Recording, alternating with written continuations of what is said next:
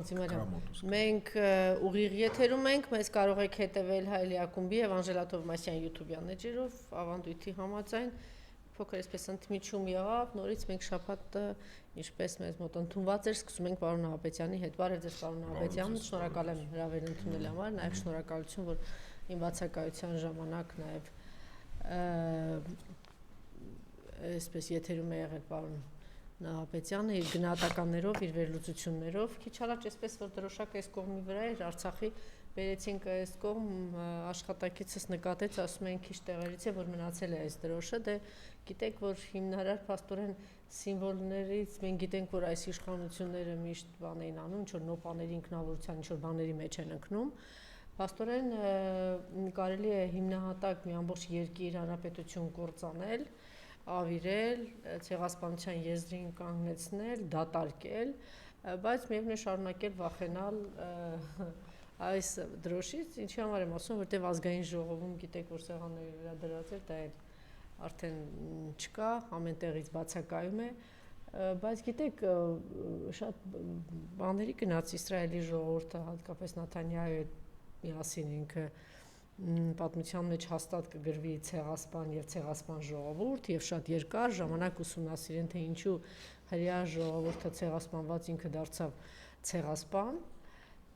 եւ հոգեբանները եւ մասնագետները, վերլուծաբանները, քաղաքագետները դեռ երկար տարիներ կուսումնասիրեն սա, բայց հաստատ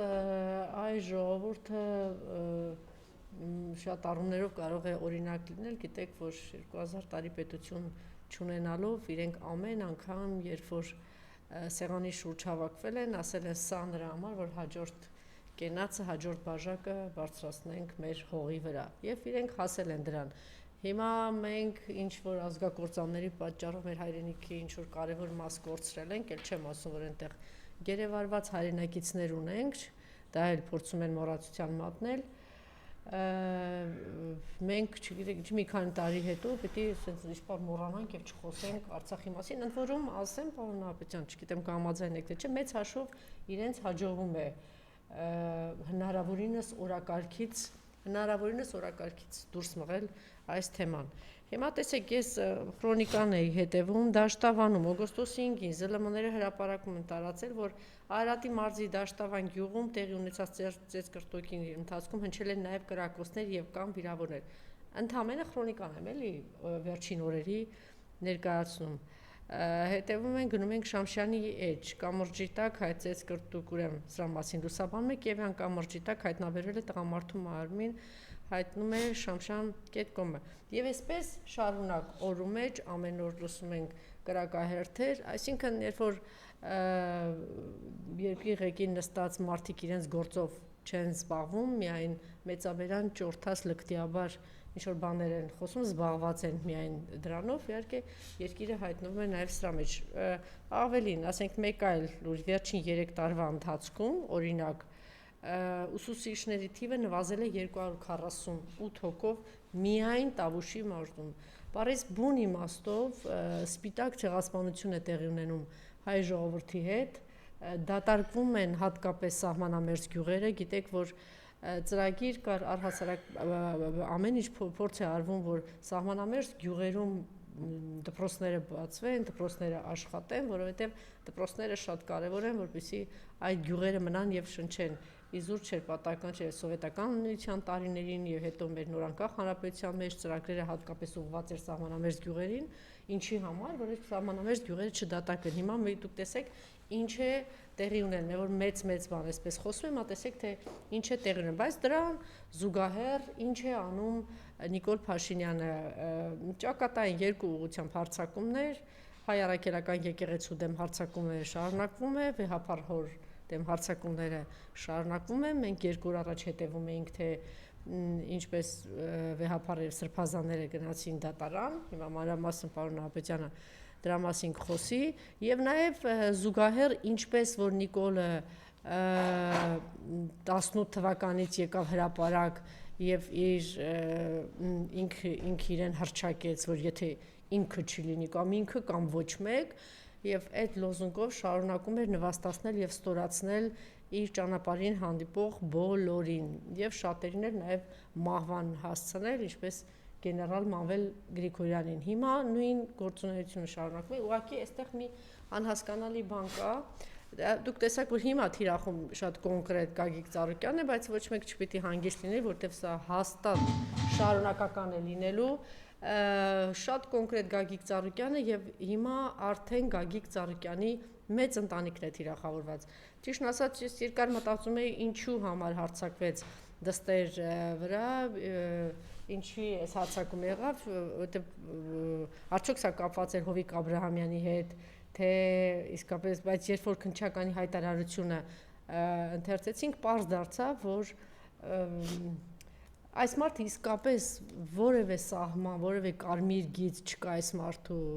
համար, բացարձակ, եւ որպիսի ինքը շարունակի մնալ իշխանության, ինքը պատրաստ է ամեն ինչի, կմտնի անկողին, կմտնի ընտանիքներ, չգիտեմ, այնպիսի տեղեր, որ միշտ տաբու է դրված եղել, ընդհանրապես ցանկացած նորմալ երկրում, նորմալ իշխանությունների, նորմալ մարդու համար այդպես է, բայց հիմա այս մարդը, ինչպես տեսնում ենք, որևէ սահմանագից, որևէ բան չկա, եւ հիմա մտել է, ինչպես ասում են, Գագիկ Ծառուկյանի մեծ ընտանիք։ Ամենայն հավանականությամբ դուստրը դե նորմալ է, չէ՞, պարոն Ապետյան, ոնց եք պատկերացնում, մեկի հորը այդպես տանեն, նվաստացնեն, միայն նրա համար, որ այս մարդը ասում էր, որ եթե Թուրքիայի հետ ճանապարհները բացեր, մեր տնտեսությունը կավիրվի, եւ խոսում էր, որ Արցախի թեման փակված չի, խոսում էր գերիների մասին եւ առհասարակ այն մեծ վտանգների մասին, Արցախի կորստի մասին էր խոսում Գագիկ Ծառուկյանը եւ առհասարակ այն սարսափելի վտանգի մասին, որ մեր գլխի վրա կախված է, որ երկրի գլխին կանգնած է։ Հիմա տեսեք ինչ ձեռագրով, մոտավորապես նույն ձեռագրով, ինչպես որ ձերբակալեցին բացարձակ դիմադրություն ցույց չտվող Գագիկ Ծառուկյանին, նույն ձեռագրով ձերբակալում են նաև Հովիկ Աբրահամյանի որդուն, Գագիկ Ծառուկյանի դստեր ամուսնուն, նորից եմ ասում, թե այստեղ շատ կարևոր է հանգամանքը, որ Գագիկ Ծառուկյանի դստեր ընտանիքն է եւ հնարավորինս պղտորեր, ապականել, հեղինակազրկել, վարկաբեկել, փորձել այս մարդկանց հասցեին ինչ-ինչ բաներ տարածել եւ նաեւ այս տեսարանը տարածել, տեսել եք երևի պարոն Նահապետյան, ինչի է փորձում այս մարդը հասնել եւ ինչի է փորձում ձգտել այս մարդը, այս տեսարանները,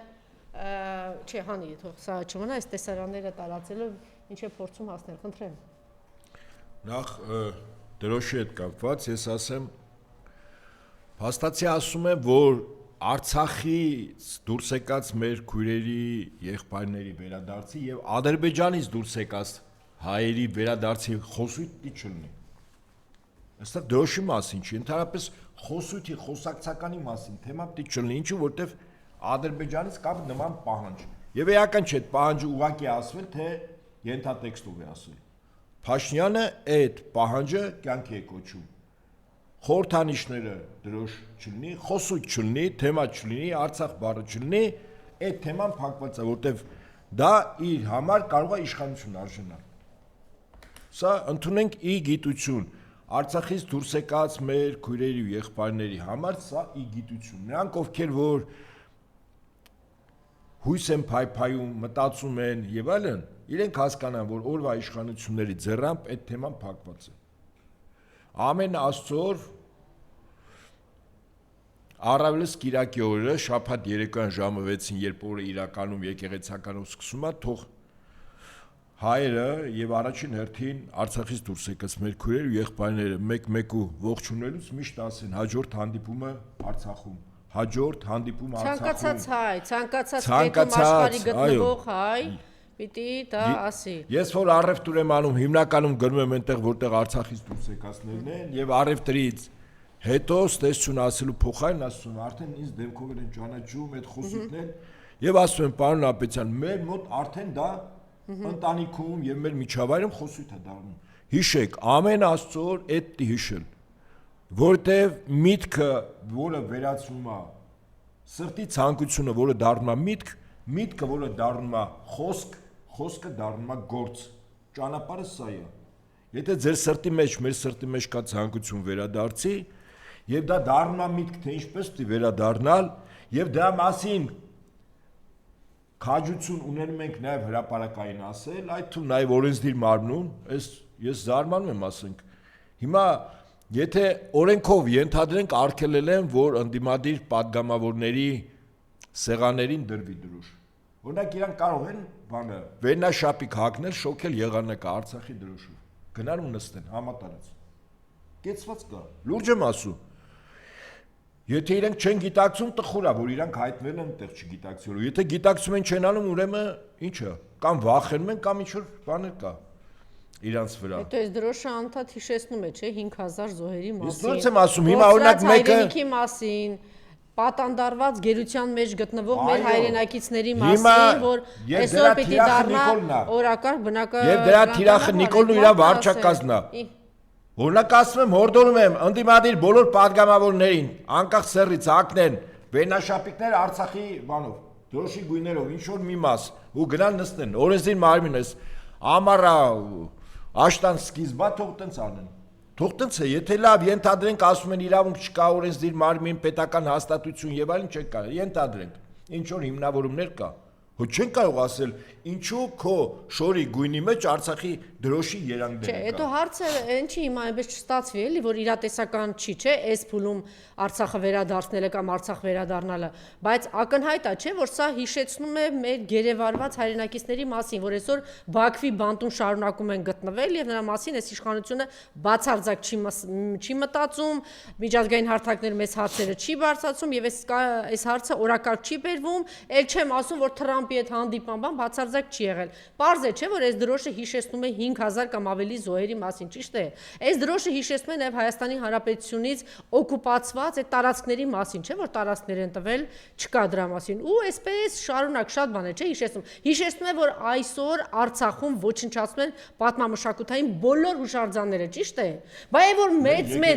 ազգային, այո, Աստծո տները որ մեծ խոսում է, այնտեղ նստած ազգային ժողովում, ինչ որ դասեր են տալիս, չգիտեմ ինչ են, սա պիտի լինի, որ անընդհատ հիշեցնի, դուք սրա պատասխանատուն եք, դուք եք հայտարարել, որ Արցախը Հայաստան է եւ վերջ, դուք եք եղել Արցախի անվտանգության, չէ, երաշխավորը ի պաշտոն է,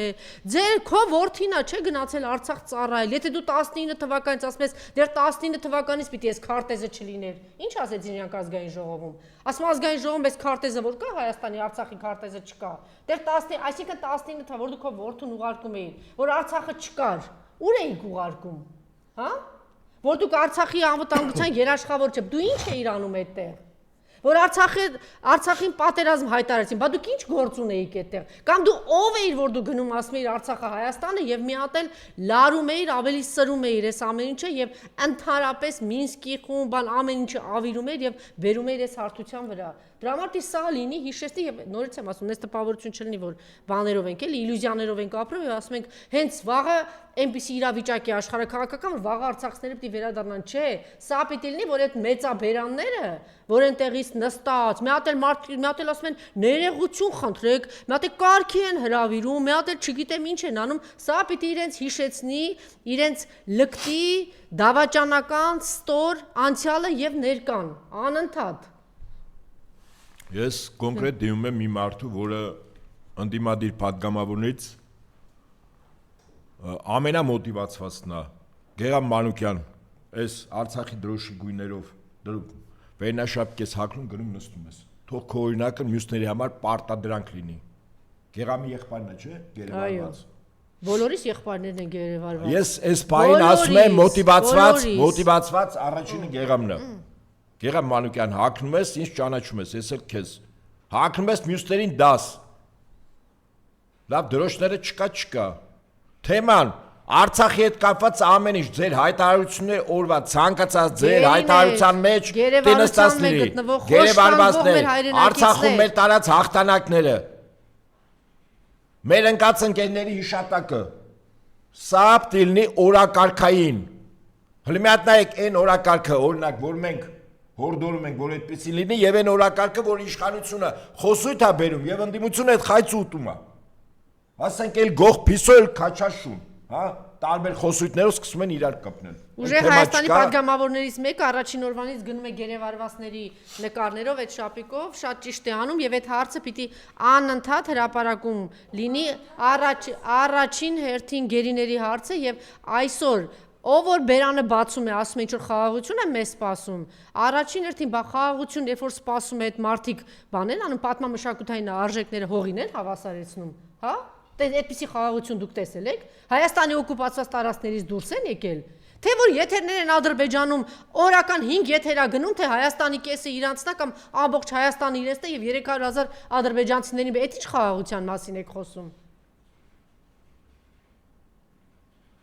Եվ ընդհանրապես այդ վերնաշապիկները որպես քարոզության միջոց հրաշալի կարելի է օգտագործել։ Ասենք մի մասը դրոշտա, մյուս մասը գերեվարվածն է, մի մասը դրոշտա, մյուս մասը մեր Աստծո տներն են Արցախում թողած, հիշատակներն են։ Այո։ Այդ իշխանության համար նորից եմ, սա ոչ միայն մեր հարգանքի տուրքն է, հիշատակն է, որ մենք ապրում ենք, հա, նյութապես այսօր Արցախը մեզ հետ չի, բայց մենք մեր ընկալումներով, մեր ապրումներով այդ ամեն ինչի մեջ ենք։ Այլև ինչպես ասում են, ցլին կարմիր կտոր ցույց տալն է։ Ես ասում եմ, այդ իրավիճակը դա հիշեցնում է իրանց, թե իրանք ինչ են արել։ Այո, ճիշտ է։ Կորցրել։ Ինչի մասին է խոսքը։ Հիմա որքան ընդդիմադիր падգամավոր կա։ 28 հոգի այնտեղ, 12, հա, թե 13 հոգի մյուս տեղում։ Դե 40 հոգի, 40 այո։ հոգի թող նստեն։ Ես վստահ եմ, ընդդիմադիր լրատվամիջոցների ճնշող մեծամասնությունը հարցազրույցներ վերցնելու այն պանդիմադիրներից նաև ովքեր որ այդ վերնաշապիկով այդ կեցվածքով են։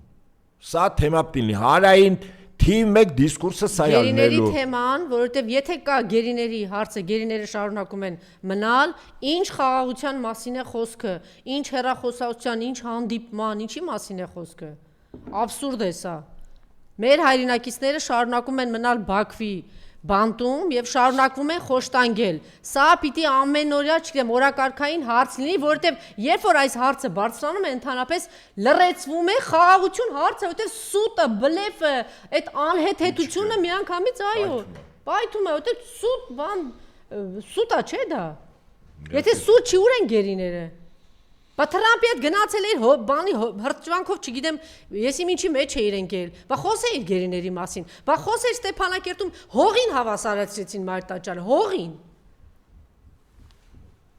Եվ ոչ միայն այդ։ Պատկերացնում եք Ալիևի իշխանությունը Հայաստանում հայ ժողովրդի վրա, իր այսպես կոչված ընտրյալ վարչապետի վրա։ Ասում է խոսույթ չլինի, վերադարձի մասին խոսույթ, Ալիևը պահանջ է դրել։ Սա էլ հրապարակավ ասում է Ադրբեջանից դուրս եկած եւ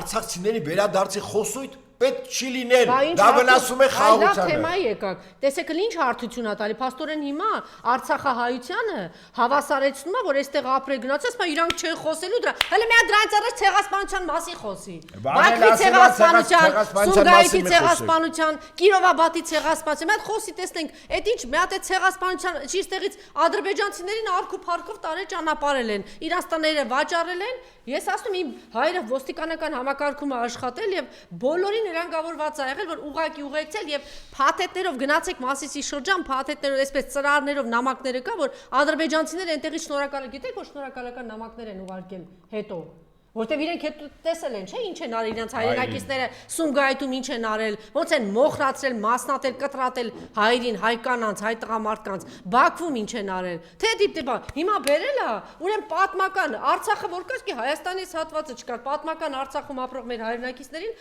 հավասարեցնում է բանի հետ, այստեղ ապրող ադրբեջանցիների հետ, ասում է, մենք չպետք է խոսանք, իրանք չէ, այդ ոնց է, դու որոշեցիր, այդ ոնց եղավ։ Դե մի դրանից առաջ գնաց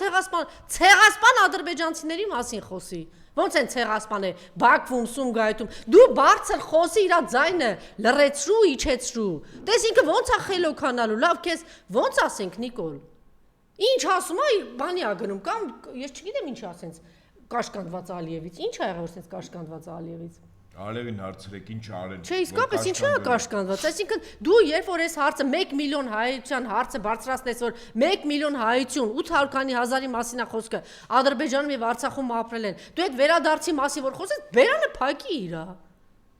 Կամ մենք պիտի այստեղ բարձրաձայնենք, որ ինքը գնացի իմ ժողովրդել 1 միլիոն, չես այս սրանով նաև օգնում ենք քեզ, Նիկոլ, դու էլ գնացա իմ ժողովրդել ասում է, դե 1 միլիոն է պիտի վերադառնա, որ դու 300,000 ադրբեջան Ալև ասում է պատերազմ եմ անելու, տարածքներդ գրավելու եմ, քեզ էլ գերի եմ տանելու։ Դրա մենք էլ դաշնակից ունենք, թող դաշնակցի հետ նորմալ հարաբերություններ ունենա, Իրանի Իսլամական Հանրապետության հետ նորմալ հարաբերություններ ունենա եւ պաշտպանություն ստեղծի։ Բա ամբողջովն ասում է, բան եմ արել 8 միլիարդ ավելացրել են պարտքը, զենք եմ արել։ Ես մի վարքյան չեմ կասկածում, որ ամեն ինչ ունենք մենք։ Դուք կասկածում եք։ Այո։ Ինչու՞։ Ես չեմ կասկածում։ Ուրեմն կամ սուտ ես ասում, կամ էլ 8 միլիարդի զենքով ավելացրել ես, պաշտպանությունը շատ ուժ եղա, գրողի ծոցը թե Ալևի ինչ չի ասում։ Այդպես չի։ Բան չեմ վախենում։ Ուրեմն կամ խափում է որ զենք արի, Ուրեմն չէ, կամ վախենում է Ալևից։ Խափում է։ Կեցե պարգևավճարները, կեցեն պարգևավճարները։ Ինքը իր ենթակա իր անձնական կերակրատաշտից, որը դարձել է բյուջեն ինքը դարձել է իր սեփական ընտանեկան բանը, դրամագլուխը, ոնց ուզում տնօրինում է, պարգևավճարներ է տալիս, աճ ու ձախ, այս վերջին պարգևավճարներն էլ ԱԺ նախորդ գումարման պատգամավորներին գաղտնի է, փակ է։ Ես ուզում եմ բարոյական հարթությունով հասկանալ, այդ պատգամավորները, որ այդ պարգևավճարները վերցնում են, իրենք իրանց խղճի եսի հետ ինչ-որ կռիվ չեն տալիս։ Մարդը եթե համաձայնել է Նիկոլի ճանապարհ գնալ, դրա այդ հարցը արդեն տեղին չի պարունակել։ Խոսքս ընդդիմադիրների մասին է։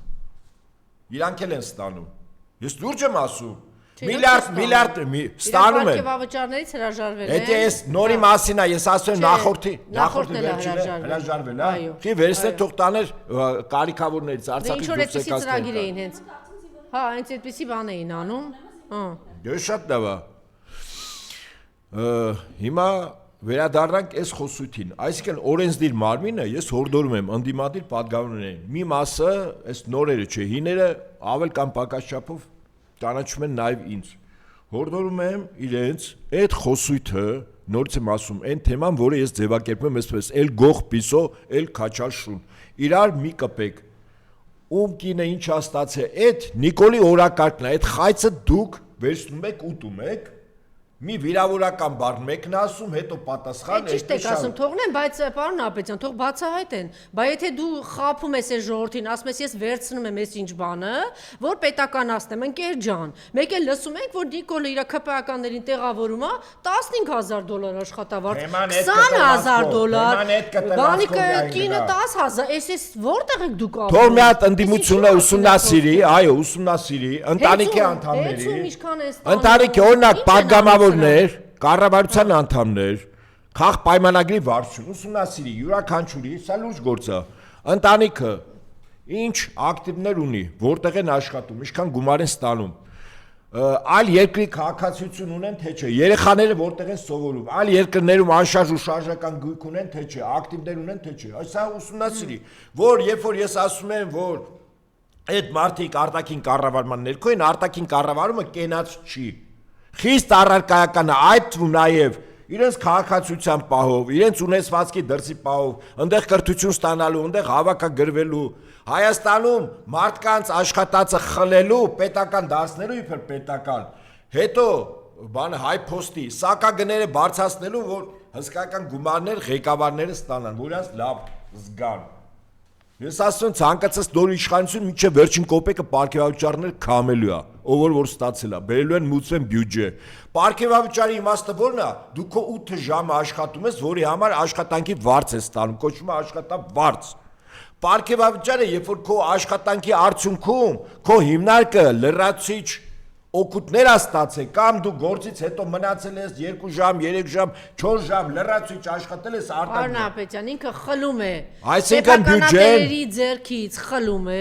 այդտեղ տեղավորում է ԿՊԱ-ականներին եւ նշանակում են պետության հաշվին 10,000, 20,000, չգիտեմ, $30,000 աշխատավարձ, բայց ինքը կերակրում է այս տեսարաններով ժողովրդին։ Հիմա ժողովուրդ, դուք ձեզ ինքներդ հարց տվեք, ասեն գնաց մեկից խլեց։ Մեկից վերցրեց, դրա հաջորդ քայլը ի՞նչ է լինում։ Դրա հաջորդ քայլը լինում է, որ այդպիսի աշխատավարձեր է տալիս, բարձր աշխատավարձեր տանում, տեղավորում է իրենց, ինչ որ մեկի դրանից ինչ որ բան հասնում է, թե չէ։ Իմիջիայլոց դուք նաև այսպես մեր խոսքի մեջ ակամայից մի հատ բան էլ ձևակերպեցիք, պարոն Նահապետյան, որ այսօր հենց մեր խորհրդարանական ընդդիմությունը, որ 300,000 ադրբեջանցիների մասին խոսում է, չէ, պահանջեն, պարտադրեն, ստիպեն, խոսույթ բերեն նախ գերիների թեման եւ հետո 1 միլիոն հայության վերադարձը Ադրբեջան։ Ու ցեղասպանության թեման Բաքու, Սումգայիթ, Կիրովաբադ եւ Արցախում իրականացա ամբողջ օրը թող խոսեն։ Եւ Նիկոլն էլ գնաց ստիպված ասի Ալիևին, ասի որ ես ինչ անեմ, ասի իմ ժողովուրդը սա պահանջում է։ Եվ մյուս հարց արդեն գալիս է պարոն Նահապետյանի ասածը այստեղից։ Այդ որ փաստորեն մենք 8 միլիարդ, 10 միլիարդ պարտքա բերես զենք չունենք, արդեն գալիս է մյուս հատվածը, չէ՞։ Թող այս հարցերը խորհրդարանում բարձրացնենք։ Մի հատ հասկանանք։ Այն որ ասում էր 60 հոգի փողոցից բռնեմ, տանեմ զենքը ցույց տա, բիրկեկտել վրան խփացա։ Բարև ձեզ։ Պարզվում է զենքը առնում ենք, ոնց որ խանութից գնաց, ասենք, կոնֆետ առնես երեխեքի համար, վրան գինը խփացա։ Սանք է զենք, որ առնում են, վրան խփացա։ Արժի այսքան։ Մենք պիտի ճշտենք 8 միլիարդ ինքնասել պարտքը զենք եմ առել։ Հարգելի ընդդիմադիրներ, օրը 24 ժամով ասեք ուր այդ 8 միլիարդի զենքը։ Եթե այդ զենքը կա, այդ ամեն ինչը կա, ինչ ես վախենում Ալիևից։ Ինչի չես ասում, որ 1 միլիոն հայ վերադառնալու է, ինչի չես ասում դու ցեղասպանություն ես իրականացրել եւ 90-ականներին եք ցեղասպանություն իրականացրել եւ 20, 21, 22 թվին ցեղասպանություն եք իրականացրել, 23 թվին ցեղասպանություն եք իրականացրել Արցախում։ Էթնիկ զտումներ, Նախիջևանի մասին չի ասվում։ Էթնիկ զտումներ, մի գյուղ էր մնացել։ Նախիջևանի համար կյանքի ճամփա է բացում։ 88 թվին մի զնաբերդ էր մնացել։ Վերացում Ադրբեջանին։ Ինչի մասին է խոսքը։ Այսօր ընդդիմադիրները ագին գործ ունեն անելու։ Ես նորից եմ ասում, հա, ասենք մի թեման կոնկրետ սրանց ընտանիքի իրանց եւ ընտանիքի անդամների ունեցվածք են որ ասում էր եթե համակարգային կոռուպցիա լինի ինձ սկզբից կախաղան հանեք հետո պատերի տակ գնդակը հարեք չգիտեմ այս ինչը կտրտեք այն ինչը կտրտեք իմ մարմից չգիտեմ ինչ ասում են եթե համակարգային հիմա այդ կոռուպցիան պոզոկ պոչոչի իր ամբողջ շրջապատը կոռուպցիայի տակ է թող ընդդիմադիրները բացահայտեն սա մի ուղղություն երկրորդ ուղղությունը Արցախի հետ կապված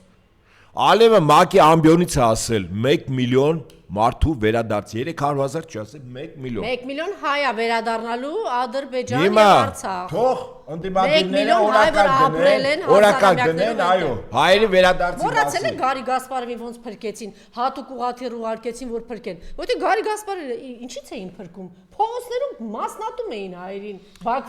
Բաքվի փողոցներում ինչ էին անում հայերի հետ Սումգայիթում ցեսաղես լրիվ մոռացան հիմա մի հատ էլ իրանք են խոսում Դրա համար կամ բացահայտեք զենք գնելա, մենք զենք ունենք, չի վախենում, կամ սրա մասին խոսեք, թող ստիպեք, թող ինքը գնա Ալիևին ասի բերանդ փակի, լրիչ խոսես։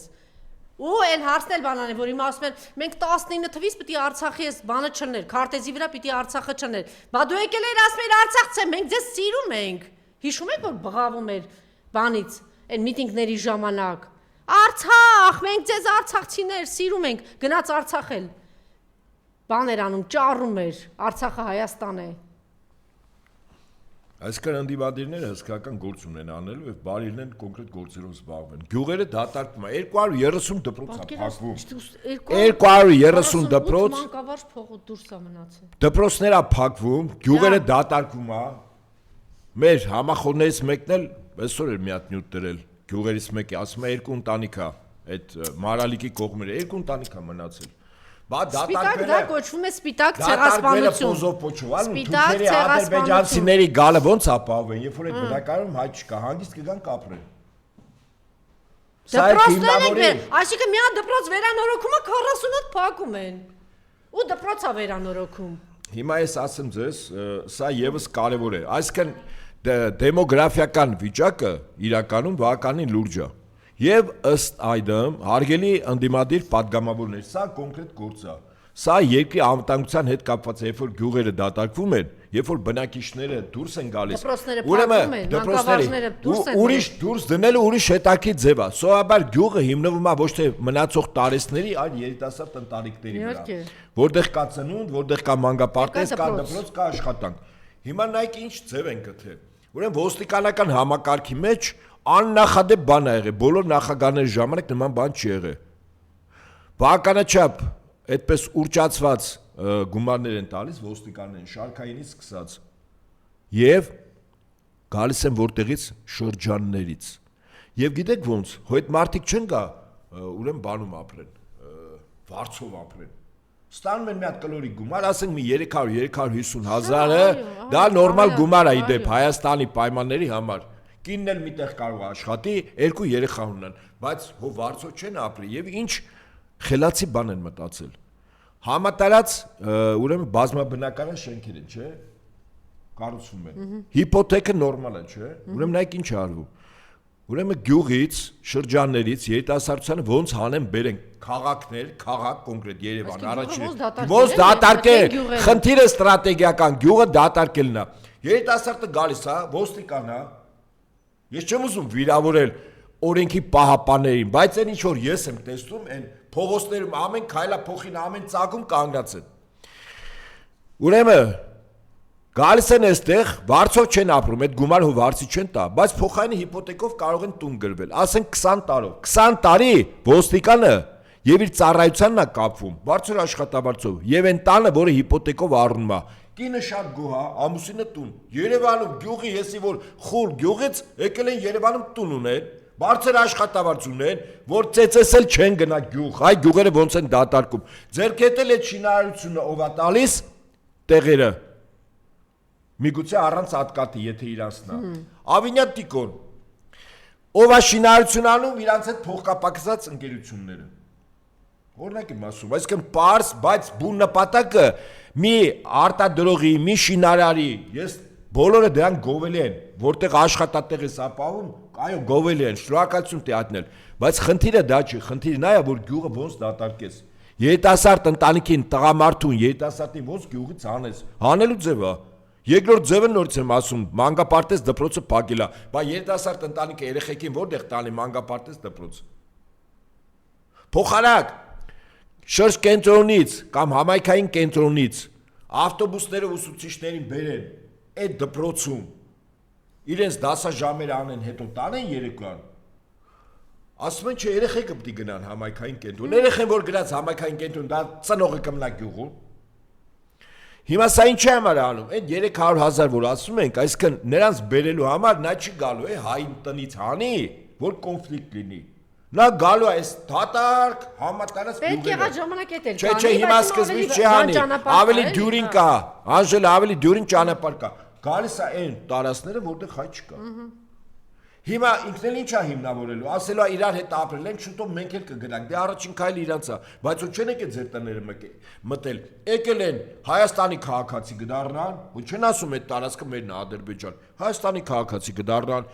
գումար կներդնեն, տուն կկառուցեն, կամ եղածքի ավերակները կվերանորոգեն, Հայաստանը կհարստացնեն, Ադրբեջանի հետ առևտուր հիմնավորումներն եմ ես ասում, նվաճումները նաև այսպես արվում։ Իդեպ ասեմ աննախադեպ քայլ է տեղի ունեցել մի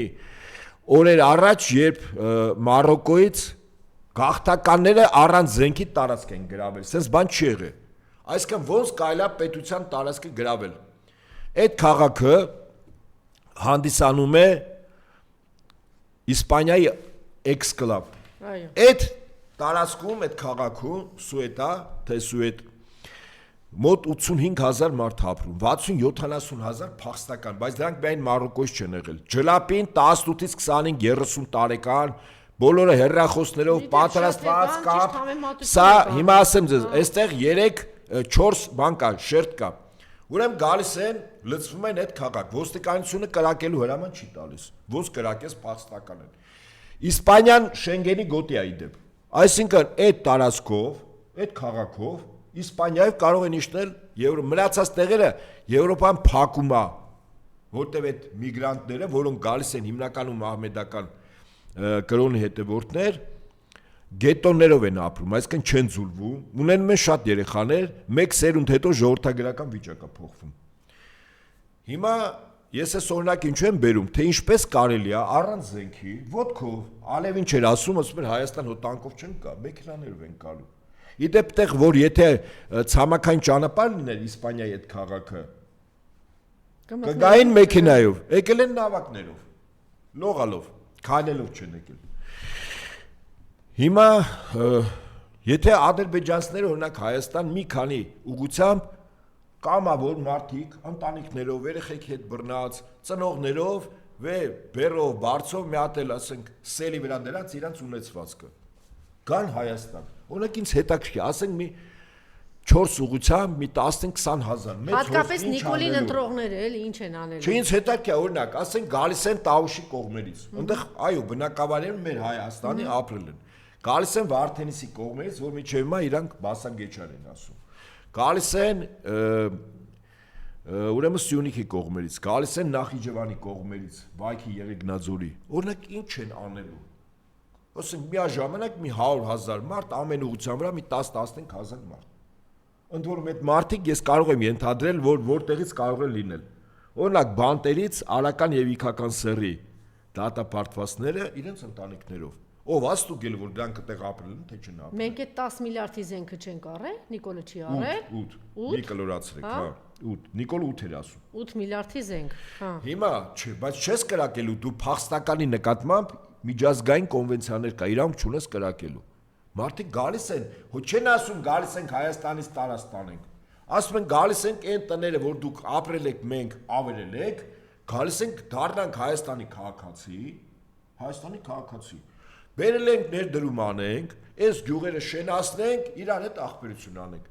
Օրինակ Նիկոլ այս բանն է բացատրելու։ Հայաստանի քաղաքացին ոնց է դրա դեմ առնելու, օրինակ ինձ հետաքրքիր։ Ընդ որում վերադարձողների քանակը նորից եմ ասում եմ նաև ընդդիմադիր գործիչներին։ Ալիևի ելույթը ՄԱԿ ամբիոնից անցյալ տարի բացեք նայեք 1 միլիոն թիվն ասում 1 միլիոն 300,000-ի մասին խոսք չկա այդ 300,000 ինչ էր իսկ մեր ռեալ 1 միլիոն հայություն ապրել է այնտեղ այդ մասին օրակարգում այդ թեման բացարձակ չկա դրա համար երբ որ ասում են Արցախի մասին խոսել նորից եմ ասում չմտածել ասեն բացարձակ իրատեսական չի դուք իջ ոչ այնտեղ բազմաթիվ հիմնարար խորքային հարցեր կա ու խնդիրներ կա որ ուղիղ կապ ունի դրա հետ Հիմա գանք, հա, իմիջիայլոց ազգային ժողովում, որ հետևում ենք, տեսեք հիմա նոր նախագահ են ազգային ժողովի ընտրել, սենց մեծամիտ, ամբարտավան, տես դասեր են տալիս, օրենքներ ա դնում այնտեղ, նախ ինքը իր տանը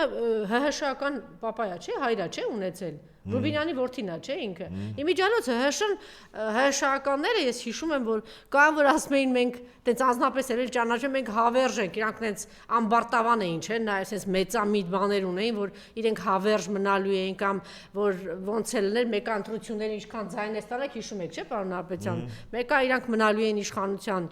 Վանո Սիրադեղյաններ մյուսներ բոլորը տենց բան Արա Սահակյաններ Ռուբինյաններ տենց բաների մեջ էին տենց կեցվածք ունեին մեծամիտ բան սեն բայց ոնց որ տեսանք հավերժ չէին չէ իրանք Իրանք շատ սիրուն ճանապարհ դրեցին Մարտհասպան Վանո Սիրադեղյանն էլ փախավ գնաց Մարտհասպանների իմաստով որ Մարտհասպանների բանդա ուներ բայց տեսեք իրենք էլ հավերժ չէին գնացին ես հատուկ Ռուբինյանի համար եմ ասում էլի իդեպ դուք անգամ շատ ամոթ է որ ձեզ համեմատենք իրենց հետ որովհետև այդ սերունդը Հրաշան իշխանության լավ իրենք ազատագրող են եղել իրենք հաղթող են եղել իրեն ժամանակ մենք ունեցել ենք ազատագրված երկիր հետո ոնց է եղել ինչա դա ուրիշ հարց է բայց իրեն ժամանակ Լևոն Տեր-Պետրոսյանի ժամանակ ՀՀՇ-ի ժամանակ այսինքն ձեզ անհարմար է անգամ քո հայրիկի սերնդի հետ համեմատելը այս իմաստով Բայց են մնացած առումներով, մեծամիտ, սենց ամբարտավան ինչ-որ բաներ կա ես, ու իրենք տեսակ հավերժ ենք, հիմա ձեզ ինչի է թվում, որ դուք տենց հավերժ պտի մնաք ես իշխանության ու դուք եք այդ օրենքներ ասողը, դուք եք ասողը, մի հատ էլ նենց բանի մեջ են, ուրեմն մի հատ ես երկիրը 5,000 զոհ տակ, երկրի մեծ մասը տակ, ձեր ղեկավարը, որ գալիս է մի հատ ասի կսատկացնեմ, կծեփեմ, կասի հոգիս փառավորվեց, ոստիկանների վրա գնացեք հարցակեք, հիշում եք մարտի 1-ին, գնացեք, չգիտեմ, էս արեք Բանը զոհվածների ծնողների փողոցներում քարշ տակ ազգային ժողովի նախկին նախագահն ասի այդ գերիներն են մեղավոր էլ չգիտեմ վերջ չունի ձեր հանցագործությունների ձեր մեղքերի ձեր սխալների ուրեմն փոխանակ իրանք ներողություն խնդրեն մի հատ էլ Էդգար Ղազարյանին են ասում ներողություն խնդրի ուժեղ Հայաստանն էլ բանի մեջ է էլի սենց բացարձակ պահանջեք այդ իրանց ուժն է Միջև իրանց կյանքի վերջ իրանք պիտի ներողություն խնդրեն իրանց արածների համար։ Իսկ Էդգար Ղազարյանը արձանագրել է այն, որ ինչա տեղի ունեցել, արձանագրել է այն, որ մեր երկրից նոր տարածքներ են տալիս թշնամուն։ Եղել է այդպես, տվել են նորից տարածքներ, տվել են այդ տարածքները։ Ով է մեղավոր եղել, որ այդ տարածքները տվել են։ Բա ով է պատասխան տալու այդ ջերմուկի բարձունքի վրա մասնատած հա, կանանց համար, ով է պատասխան տալու սովամահ եղած Արցախի երեխաների համար, քանի անգամ ես Ռուբինյան ներողություն խնդրել, հիմա էլ հերթով եկել է, ներողություն խնդրեք, չգիտեմ ինչ եք ասել։ Էս իդեպի լրիվ այդ վիճակն է, էլի։ Մի հատ էլ ուժեղ Հայաստանը փորձում է, մի հատ գնացեք իրանց արած բոլոր հանցանքներն ու սխալներն ու մեղքերը դրեք, հրապարակեք ու ամեն օր խոսեք դրա մասին, ոչ թե պահանջեք, որ մի հատ էլ բան անի, էլի, նեղ սրտեն, թե Էդղար Ղազարյանն ինչ է ասել, այն մեկը ինչ է ասել, մյուսը ինչ է ասել, չգիտեմ։ Եվ այս հարձակումը հայ առաքելական եկեղեցու վրա մենք տեսնում ենք իմիջայլոց սա 2018 թվականին էր պարզ, երբ որ Մամվել Գրիգորյանին ձերբակալեց եւ նախագահին ձերբակալեց, այն ժամանակ որ բոլորդ հարմարվում էիք, սուս փուս, չգիտեմ, ինչ ձևեր էիք ման գալիս Նիկոլի հետ հարաբերություններ կարգավորեիք, ես չգիտեմ, եթե ձեր ուղեղ մի քիչ ունենայիք, կհասկանայիք, որ այս ամեն ինչը ձեր բոլորի դուռն է թակելու։ Եվ այդպես էլ ինքը հերթով ամեն ինչ մարսում է, հերթով բոլոր դռները թակում է եւ հիմա արդեն հասել է վեհապար հորը։ Ինչ տեղի ունեցավ եւ դատավորի պահվածքի մասին, կուզենայի որ խոսեք եւ դատավորի հայտարարության մասին։ Ես համակարծիք չեմ այն գնահատականի, որ ապրի դատավորը, որ ինքնաբացարկ է տվել։ Այդ ինքնաբացարկ տվողը, օրինակ եթե իշխանությունների տեսանկյունից նայեմ, մարտի դաշտից լքել է, թռել է, փախել է, գցել է Նիկոլին։ Նիկոլը նշանակել է այդ դատավորին, որ կոնկրետ ծառայի իրան, ինքը թռել է, Նիկոլին, այդ դատավորը թռել է։ Հաշվի առնելով ինչ, այդ մարդը բավականին պատրաստված անձնավորություն է, ԱՑ-ում ծառայել, քննիչ, ճանապարհանցի, իրապահ համակարգը շատ լավ գիտի։ Մեկ երկրորդ բարոյական տեսանկյունից ինքը իր պատասխանատվություն չի վերցրել։ Այսքանով գովելի է, բայց ոչ ավելի։ Եթե ավելի այսպես ճիշտ շեշտադրումներով դրական գնահատական տանք այդ դատավորը գործը պիտի վերցվեր, շատ կարճ ժամանակ հետո գործը փակել, հանգամանքներ չլնելու, վեհապարին արդարացնել ու ասել դավայ գնացեք։ Դու իշխանությունը այդ դրանից հետո բողոքարկել այդ որոշումը վերադաս ատյաններ ենթադրենք։ Հա, ասենք վճռաբեկ դատարան վերաքննիչ եւ այլն։ Հիմա այդ դատավորը ընդհանրապես հայ ես մարդկային առումով հասկանալ է, որ այդ մարդը գոնե այդքան բարոյական բաներ ունեցել է, արգելքներ, որ ինքը իր վրա չվերցնի պատասխանատվություն։ Չէ, բայց եթե այսպիսի հայտարարություն անում, այսպիսի բաներ ասում, այդ մարդը ուրեմն որոշում կայացնել, որ փակել գործը։ Ճիշտ է, բայց գնացել է, թողել է, կեսը արել է, կեսը չի, այո, կեսը գնացել է։ Ու ճիշտ եք ասում, այն կողմից էլ է կեսից։ Այս կողմից էլ է կեսից, երկու կողմից, որտեղ քեզ նշանակել են, եղել ես թռել, այստեղ էլ, չես, դու ըստ էության խոսքով ասում ես, վեհապար հոր դատելն ինչ է, բայց դու թողնում ես այդ, ինչ չես փակել այս գործը։ Այնպես որ ինքը երկու կողմից է կարող հարված ստանալ։ Դե չէ մենք կոռեկտ կլինենք, չենք ասի, բայց իշխանությունները հաստատ այդ Նիկոլը, քանի որ ինքը հիշաչար է իր ամբողջ էությամբ, Նիկոլը երբեք դες բաներ չի մոռանա։ Բայց քեզ նշանակել է որ կոնկրետ գործ անես, չհասկացա, թռնելս որն է։ Լավ, ինչևէ, բայց ես ասում եմ, ցանկացած դատավոր ինքը ով գալիս է նստում է, ինքը պետք է հաստատ հասկանա, որ իր ցանկացած որոշում Աստծո դեմ է։ Վեհապար հայրապետը հազարապատիկ ասել եմ, անգամ նորից եմ ասում, օծյալ է Աստծո ներկայությամբ, Սուրբ Հոգով, ով կարող է փոխել նման որոշում։ Մահկանացուն չի կարող փոխել։ Այն մահկանացուն, որ փոխի ոչ միայն սերնդե սերունդ անեցքի տակ անգնելու, ոչ միայն քրիստոնյա հայերի եւ քրիստոնյա աշխարհի ոչ միայն հայերի թիրախումը հայտնվելու, վստահաբար այդպես է, հա։ Եվ այդ մարդիկ լավ մտածեն, որ Աստծո հետ տունտունիկ չեն խաղում։ Անհավատ մարդը կարող է իր համար միևնույն է, Աստված կա, չկա եւ այլն, հա, բայց նրանք որ քիչ թե շատ գոնե խղճի զգացում, չեմ ասում, Աստծո խոսքը գիտեն, պատվիրանները 24 ժամվա ռեժիմով փորձում են պահել եւ այլն, դա հարցի մի կողմն է։ Բայց շատերը կան, որոնք խղճով են ապրում, այն դաստիարակությունը, որ ստացել են ծնողներից, այդ պատվիրանների դաստիարակությունն է, արժեքային համակարգը, լավ ու վատի չար ու բարի ընկալումները, ինչ կարելի է, ինչ չի կարելի։ Եվ հետեւաբար, եթե այս սիրողությունների դաշտում ենք ապրում, ապա ցանկացած դատավոր ինքը պետք է հասկանա, որ ինքը թիրախում է հայտնվելու։ Եվ հետո թե ինչ կլինի, Աստված գիտի, ինչ իմանաս, ինչ կլինի։ Անքնելի են Տիրոջը, անմեկնելի են, չես կարող քննել, մեկնաբանել Տիրոջ որոշումները։ Հետո երբ որ լինում է, նոր հետո ենք, չէ՞, գնահատում, այ ինչու էսպես եղավ, փորձում ենք պատճառ հետևակային կապը հասկանալ։ Ու այդ օրը, որ ինքը այդպես արշավ է կազմակերպում հայ առաքելական եկեղեցու դեմ, վեհապար հորդեմ, դուրս է գալիս Նիկոլը Երևանի Սուրբ Անա եկեղեցու մասնակցեցի Սուրբ եւ անմահ պատարագի, ասում է Նիկոլը։ Ոնց է սա ընկալվում էլի։ Չգիտեմ, ես Օրինակ իրեն երբ որ հարցնում են կամ ԱԺ падգամավոր կոչեցյալ ԿՊ-ից, ասում են մենք այդպիսի բան կաթողիկոս չենք ճանաչում։ ինչ եք ասում։ Այդ որ ձեր կուսակիցները, վարչության անդամներ, նախարարներ, չգիտեմ ովքեր գնում էին Մայրաթոր, հանդիպում էին վեհապարին, միջոցառումներ։ Բազմիցս Ծնունդներ, Նիկոլը գնում էր Մայրաթորում ծնունդեր վեհապարի հետ, իր զուգընկերը գնում էր վեհապարի հետ, հանդիպում էր ժամանակ Գարեգին բեմ վեհապար։ Հետո պարզվեց վեհապար չի, իսկ երբ պարզվեց Երբ Փաշազադեն ասեց, ուրեմն Հավսար զգաց տեղ սաղդ 1, երկրորդ երբ որ վեհապար Հայրապետը Շվեյցարիայի Բեռն քաղաքում համապատասխան ելույթ ունեցավ։ Այդ դրանից հետո Ալիևը Էրդողանի հետ միասին սրան ոչ թե կարմիր քարտ ցույց տվեցին, ես կարծում եմ վերևից Դամոլկյան սուրը մազից կախված, ասին այ էսի գլխի տանգնելու, եթե եկեղեցու վեհապարի հարցերը չլուծես։ Պաստոր 8 միլիարդի զենք չունենք, հա մենք։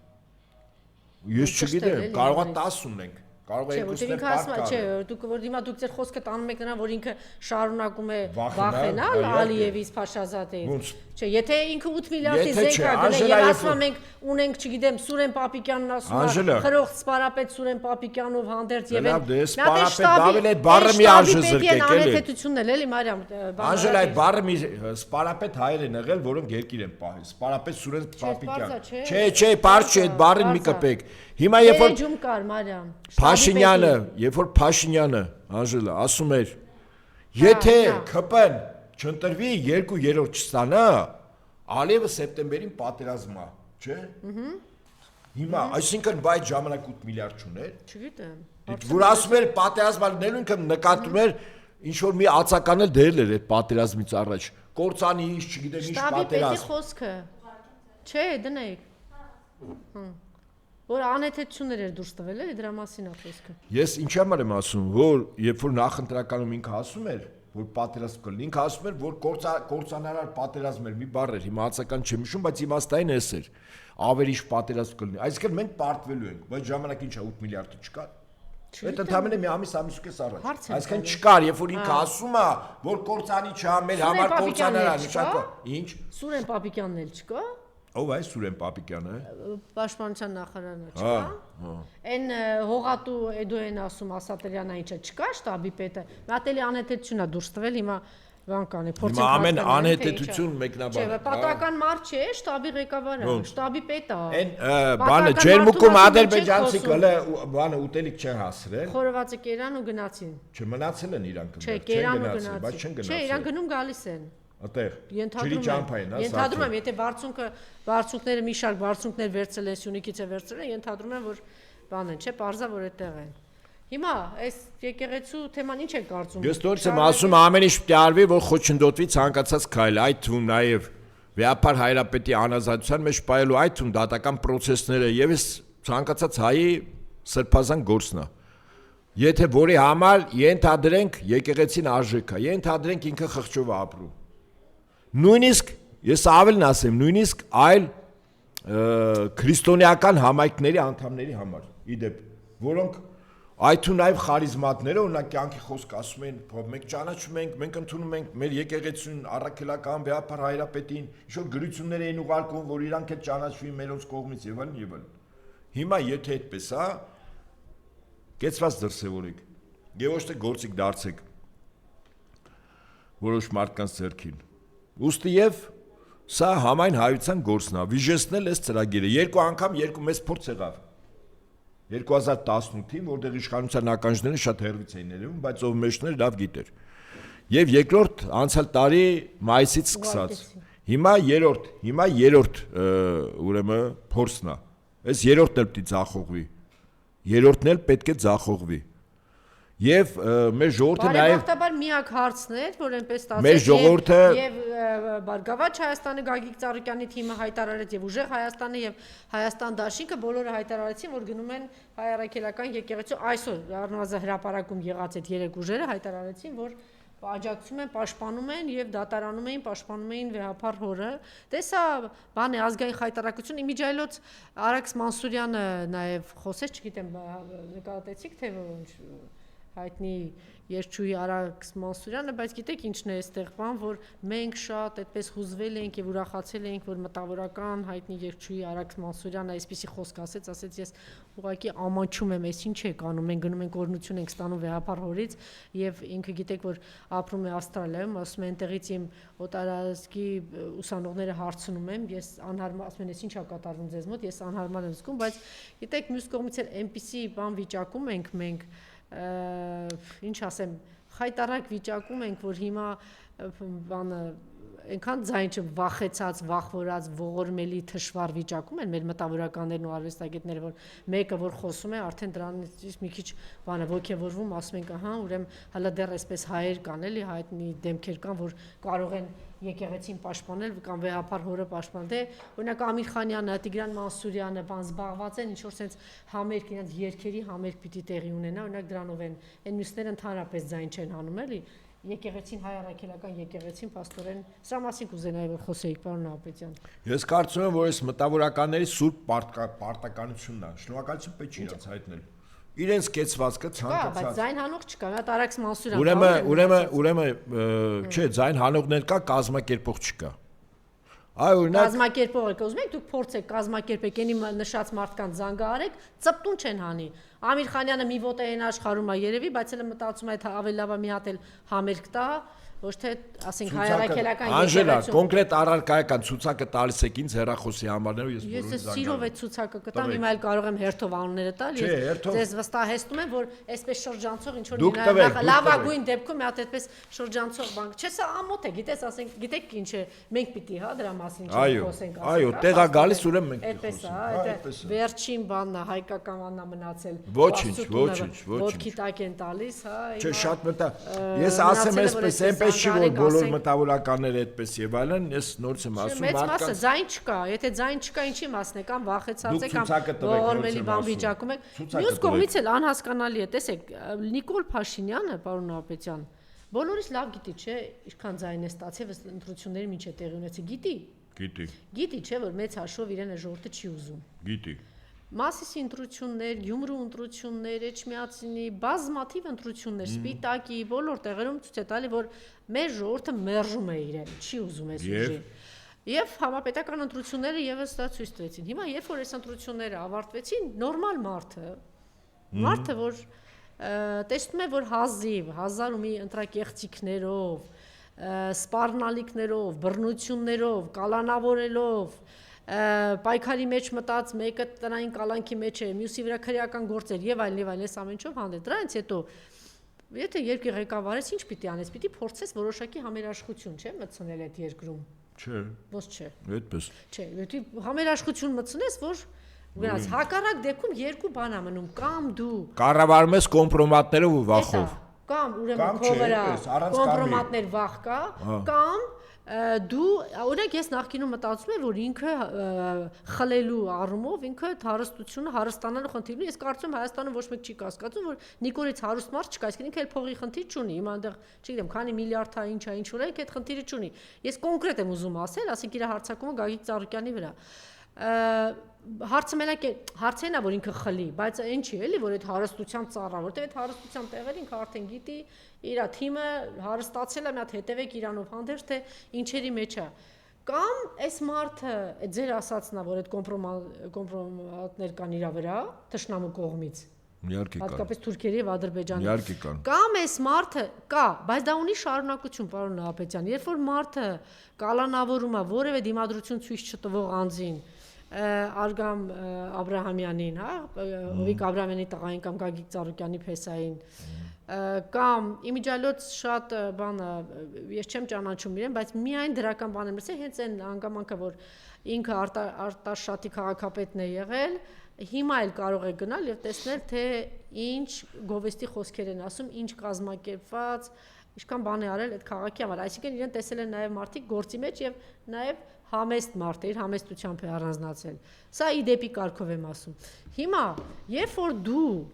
իշխանության ես, ասենք ասում են կոմպրոմատ կա քո վրա, պիտի ինչ որ բաներ անես։ Բայց երբ որ դու փորձում ես կալանավորել եւ տանում ես մարդուն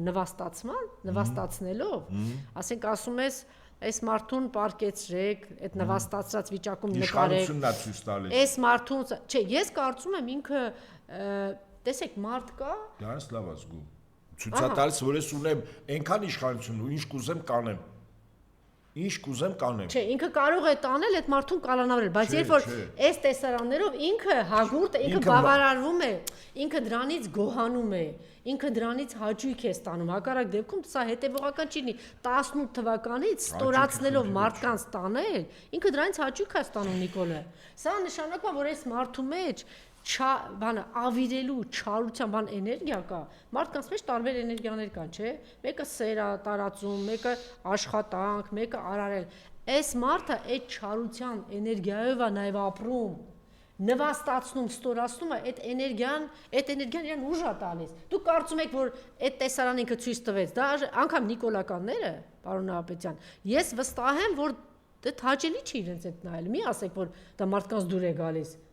Գագիկ Ծառուկյանի այդ տեսարանը, Արգամ Աբրահամյանի այդ տեսարանը, ես կարծում եմ, որ շատ-շատերին անգամ նրանք, որ ինչ որ շահից ելնելով գնացին Նիկոլին ձայդ, ես չեմ կարծում, որ ինձ դուր է գալիս։ Լավ, հիմա ես իմ կարծիքը ասեմ։ Ուրեմն Ալթայի երկրամասից դուրս եկած թուրքական ցեղերը, այդ թվում, որոնց մեջ նաև այն թուրքերն են, ովքեր որ այսօր մեր պատմական հայրենիքի մի մասում պետություն են ստեղծել։ Ուրեմն ստեղծեցին կայսրություն։ Այդ կայսրությունը ստեղծվել է արյան ուրիշ ժողովուրդների տարածքները բռնազավթելու այդ ժողովրդին ցեղասպանելու, բայց թուրքական կայսրությունը Օսմանյան ինչով էր տարբերվում մյուսներից, մի շատ էական տարբերություն կար։ Թուրքերը բարբարոս էին եւ դաժան, որովից է կայսրություն այդ դաժանություններով չի ստեղծվել, ինչպես թուրքականը։ Ինչու՞։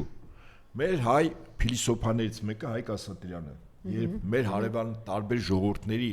էթնիկ նկարագիրն է տալիս, շատ հիմնավոր կերպով ասում է ինչու էին թուրքերը դաժան,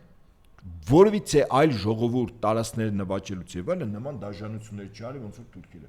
Եվ ի դեպ օրինակ այդ դաժանության արժեվ ծնկի է եկել թուրքերը, երբ որ ժամանակին, ասենք այսօրվա Ռումինիայից որը ժամանակին Օսմանյան կայսրության մաս էր, Դրագուլա անունով մի իշխան ա եղել, որը փոքր ժամանակ մեծացել է թուրքերի մոտ, հայրն էլ վասալ պետության Ռումինիայի տարածքում թագավոր էր։ Հորը սպանում են, թուրքերը տղային բերում են Դրագուլային իշխանության,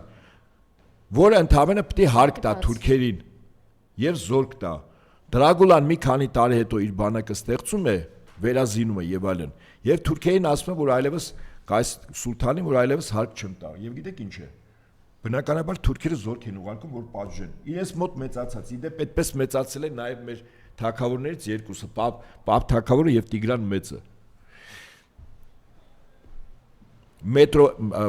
Դաստիարակվել են մետրոպոլիաներում եւ Հայաստանը այդ ժամանակ վասալ պետություն եղել։ Հիմա Դրագուլան, ուրեմն թուրքական բանակի առաջապահ ստորաբաժանումներ գիտեք ոնց է վարվում։ Ահա որ դաժանությամբ, օրինակ, ծուղակա սարքում, քանի որ զինվորական գործը լավ գիտի, կարողանում է ծուղակ ստեղծել եւ թուրքական ստորաբաժանումները ընկնում են ծուղակի մեջ։ Թուրքերի մարտավարությունը գիտի, որտեղ իրեն սովորացել են։ Եվ հետո գիտեք ինչ է անում։ Ուրեմն բոլորին գլխատում է, կենթաների մեծ մասինով ողջ ամնում ցցի հանում, փայտերի վրա։ Ուղղակի ողջ։ Մի քանի տասնյակ թուրք թողում է, որ այդ բոլորը տեսնեն։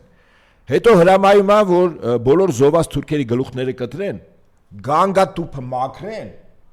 եւ այսուհետ իր բանակի զինվորները ճաշ ուտելու են այդ գանգատուփից։ Եվ մի քանի տասնյակ թուրք, որոնք ողջ են, հատուկ են թողել, իրենք նայում են։ Թուրքական հետք եք տեսնում այստեղ։ Մի վարքան, միտքս ավարտում եմ, ուշադրություն դա, միայն Գագիկ Ծառուկյանի պահը չի։ Ես ասում եմ ինչու է այդպես անում։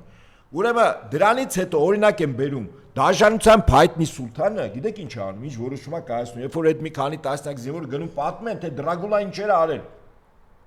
Ասում է այդ տարածքից այլևս հարկ չվերցնել։ Հիմա զուգահեռ մեր այսօրվա իրողությունը։ Ընդ որում թուրքերը գիտեք ինչու են դաժան, Հայկ Ասատրյանը լավ է ձևակերպում, ասում է վախկոտ մարդը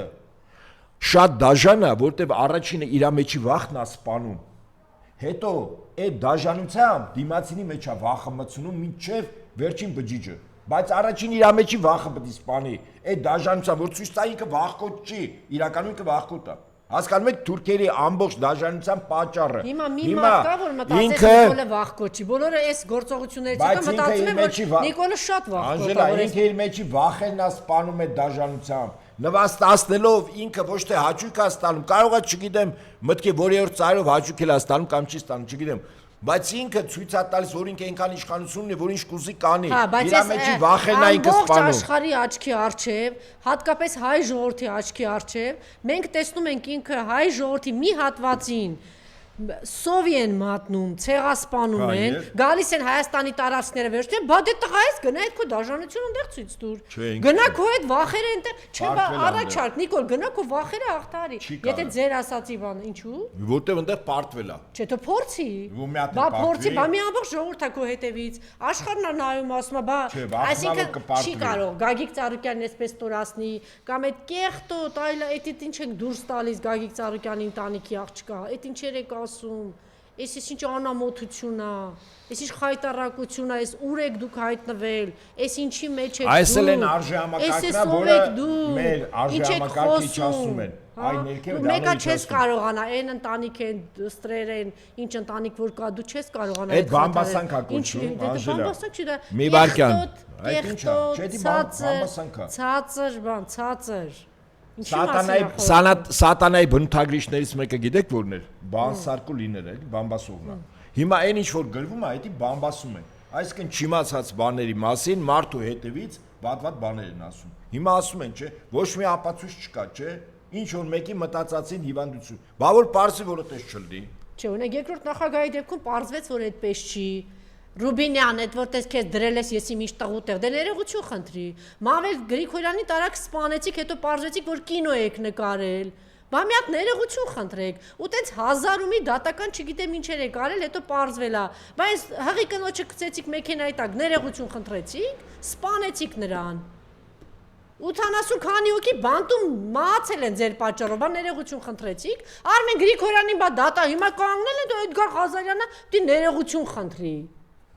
Իսկ ինչ վերաբերում է Նիկոլին դրսևորվելու, վախերը հաղթահարելու, այդ մարդը ի պաշտոնե հայտնվել է մի տեղում, որ լայն հնարավորություն կա, այն երկիրը, այն ղեկավարը, որ քեզ ստորացնում է Նիկոլ, ասում է հարբեցող ծաղրածու։ Ամբողջ Ադրբեջանը ղրժում է դհոլ է, քո նկարը դրած դհոլ է նկարում, ստորացնում է։ Դու գնա այդտեղ քո վախերը հաղթարի, այստեղ ինչքան դու իսկ անում ես, այդքան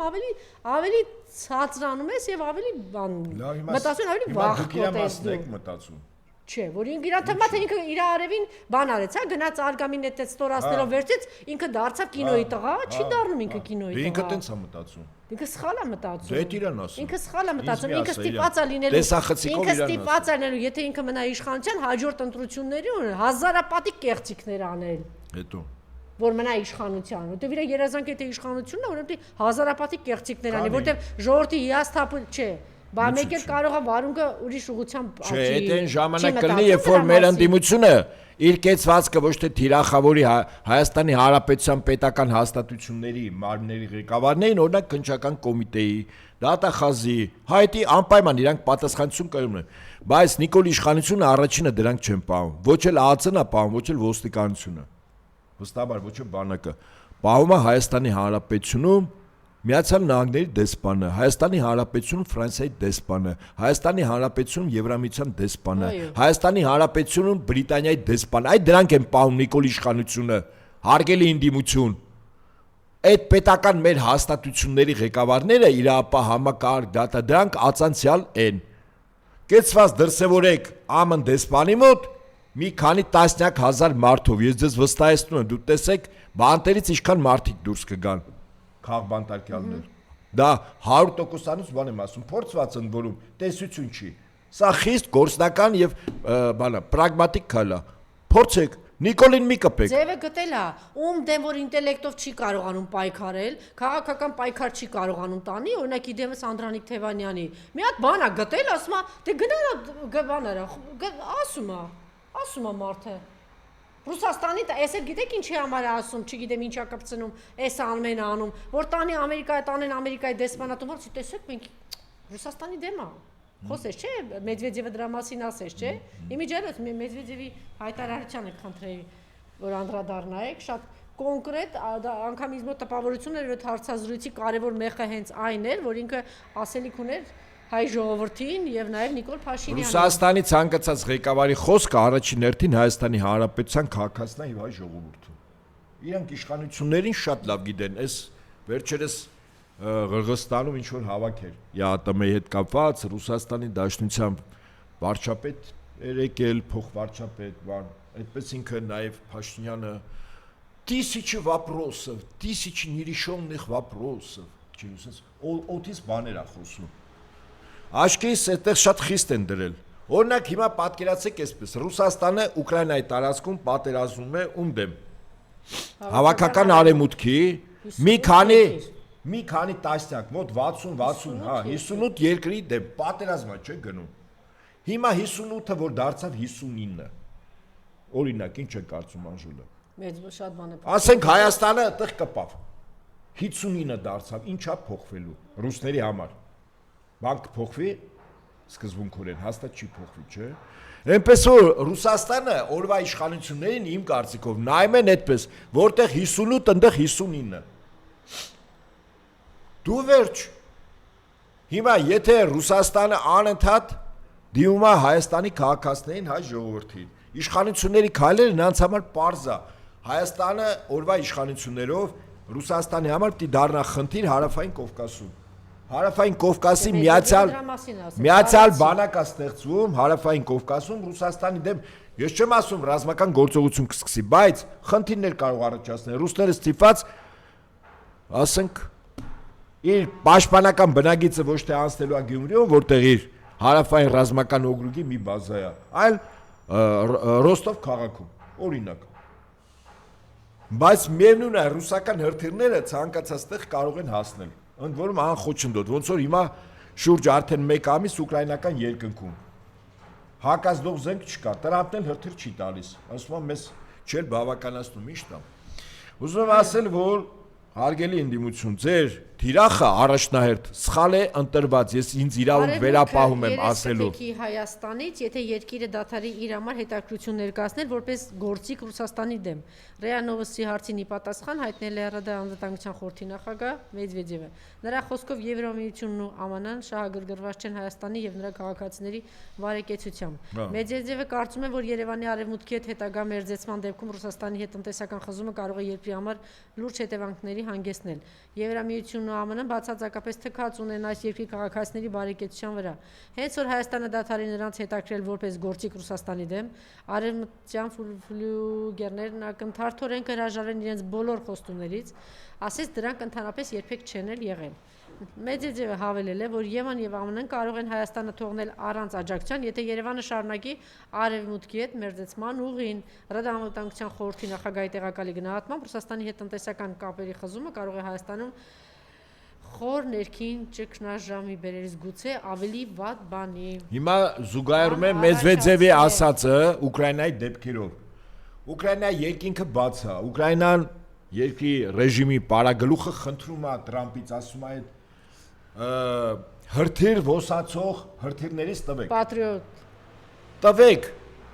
Խնդրում եմ, ամերիկան ասում է չունենք, իմ մոտ քիչ է, շատ ասում։ Բանը քաչալը ճար ունենա իր գլխին։ Հիմա այստեղից հետևություն Եվրամիությունը եւ ԱՄՆ Ուկրաինային թողում են Ռուսաստան դեմ մենակ։ Իսա գիտեք ինչ է նշանակում, սա նշանակում է, որ այդ թեման շուտով փակվելու է Ուկրաինայի թեման։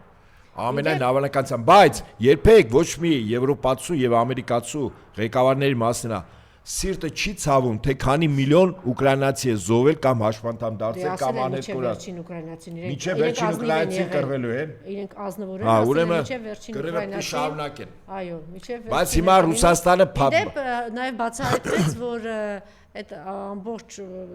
ծրագիրը կազմված է եղել Միացյալ Նահանգների կողմից, որ հարձակումներ լինեն Ռուսաստանի խորքեր, այսօր էլ գիտեք տարբեր ուղղություններով հարձակվում են եւ Զելենսկին հայտարարեց, որ կտեսնեք 40 օր հետո ինչ կլինի եւ երեկվան էի կարդում, որ տեսանք թե 40 օր հետո ինչ կլինի, այսինքն ինչի կվերածվի Ռուսաստանը, ասում են հիմա տեսանք թե ինչի վերածվեց ամբողջ Կիևը կրակի մեջ, Օդեսան կտրված, շրջափակված վիճակում եւ ծովային ուղիները նաեւ թիրախի տակ, նաեւ դա է, այսինքն այդ հայտարարը իսկ ինչ էին ասում Զելենսկուն, ահա քեզ ամբողջ քարտեզը եւ դու կարող ես թիրախավորված խոցել Ռուսաստանի խորքերը, ճիշտ է, բնականաբար չի, առանց Միացյալ Նահանգների եւ Մեծ Բրիտանիայի դա տեղի ունենալ չէր կարող։ Հիմա ով է դրա պատասխանը տալիս, ինչի մեջ է Ուկրաինան։ Հիմա Ուկրաինան այն ինչ ասում են, շատ խորը փոսի մեջ է, որը կեղտով ու կեղտաջրով է լցված։ Հիմա նշանակում է, որ Ուկրաինայի թեման երբ որ փակվեց, Ռուսաստանը եւ Միացյալ Նահանգները աշխարհի վերաբաժանման համար իհարկե Չինաստանի մասնակցությամբ նոր քարտեզը գծելու են։ Իրանի խնդիրն էլ է ոնց որ փակվել եւ Միացյալ Նահանգների նախագահ հաղթական ավարտելով այդ մեծ ճակատամարտը Իրանի հետ համաձայնվել է, որ Հորմուզի տեր ու տնօրենը լինի Իրանը։ Այսինքն հաղթել է։ Օմանի հետ միասին Իրանն ու Օմանը հիմա պայմանագիր են կնքում։ Մի հապը Օմանին է, մյուսը Իրանին է, բայց Իրանի պայմաններով։ Տրամպը հաղթել է։ Ես ուզում եմ անպայման մեջ բերել Իրանի պայմանները, դու տեսեք, չէ, ում հետ աշխարհից ամենագերազոր երկրի հետ է պատերազմ, խոսքը Միացյալ Նահանգների մասին է եւ այս ամենով հանդերձ այս կամ թիրախավորված հարձակումներից հետո եւ ճիշտ հիշեց պարոն Նահապետյանը, որ այո, իսկապես հեռահարթիռների լուրջ խնդիր կա եւ Թրամփը իր ձևերով չի ասում, ոնց ինձ այսպես են ներկայացրել բան, այնտեղ էլ պատրաստվում է իր այդ նախարարների բանին հեռացնել, ուրեմն Իրանի ազգային անվտանգության գերագույն խորհուրդը տեսեք ինչ է հայտարարել։ Քանի դեռ Ամերիկան չի շտկել իր վարկագիծը, Հորմուզի նեղուցը չի բացվի, վարկագծի շտկումը նշանակում է երբեք որևէ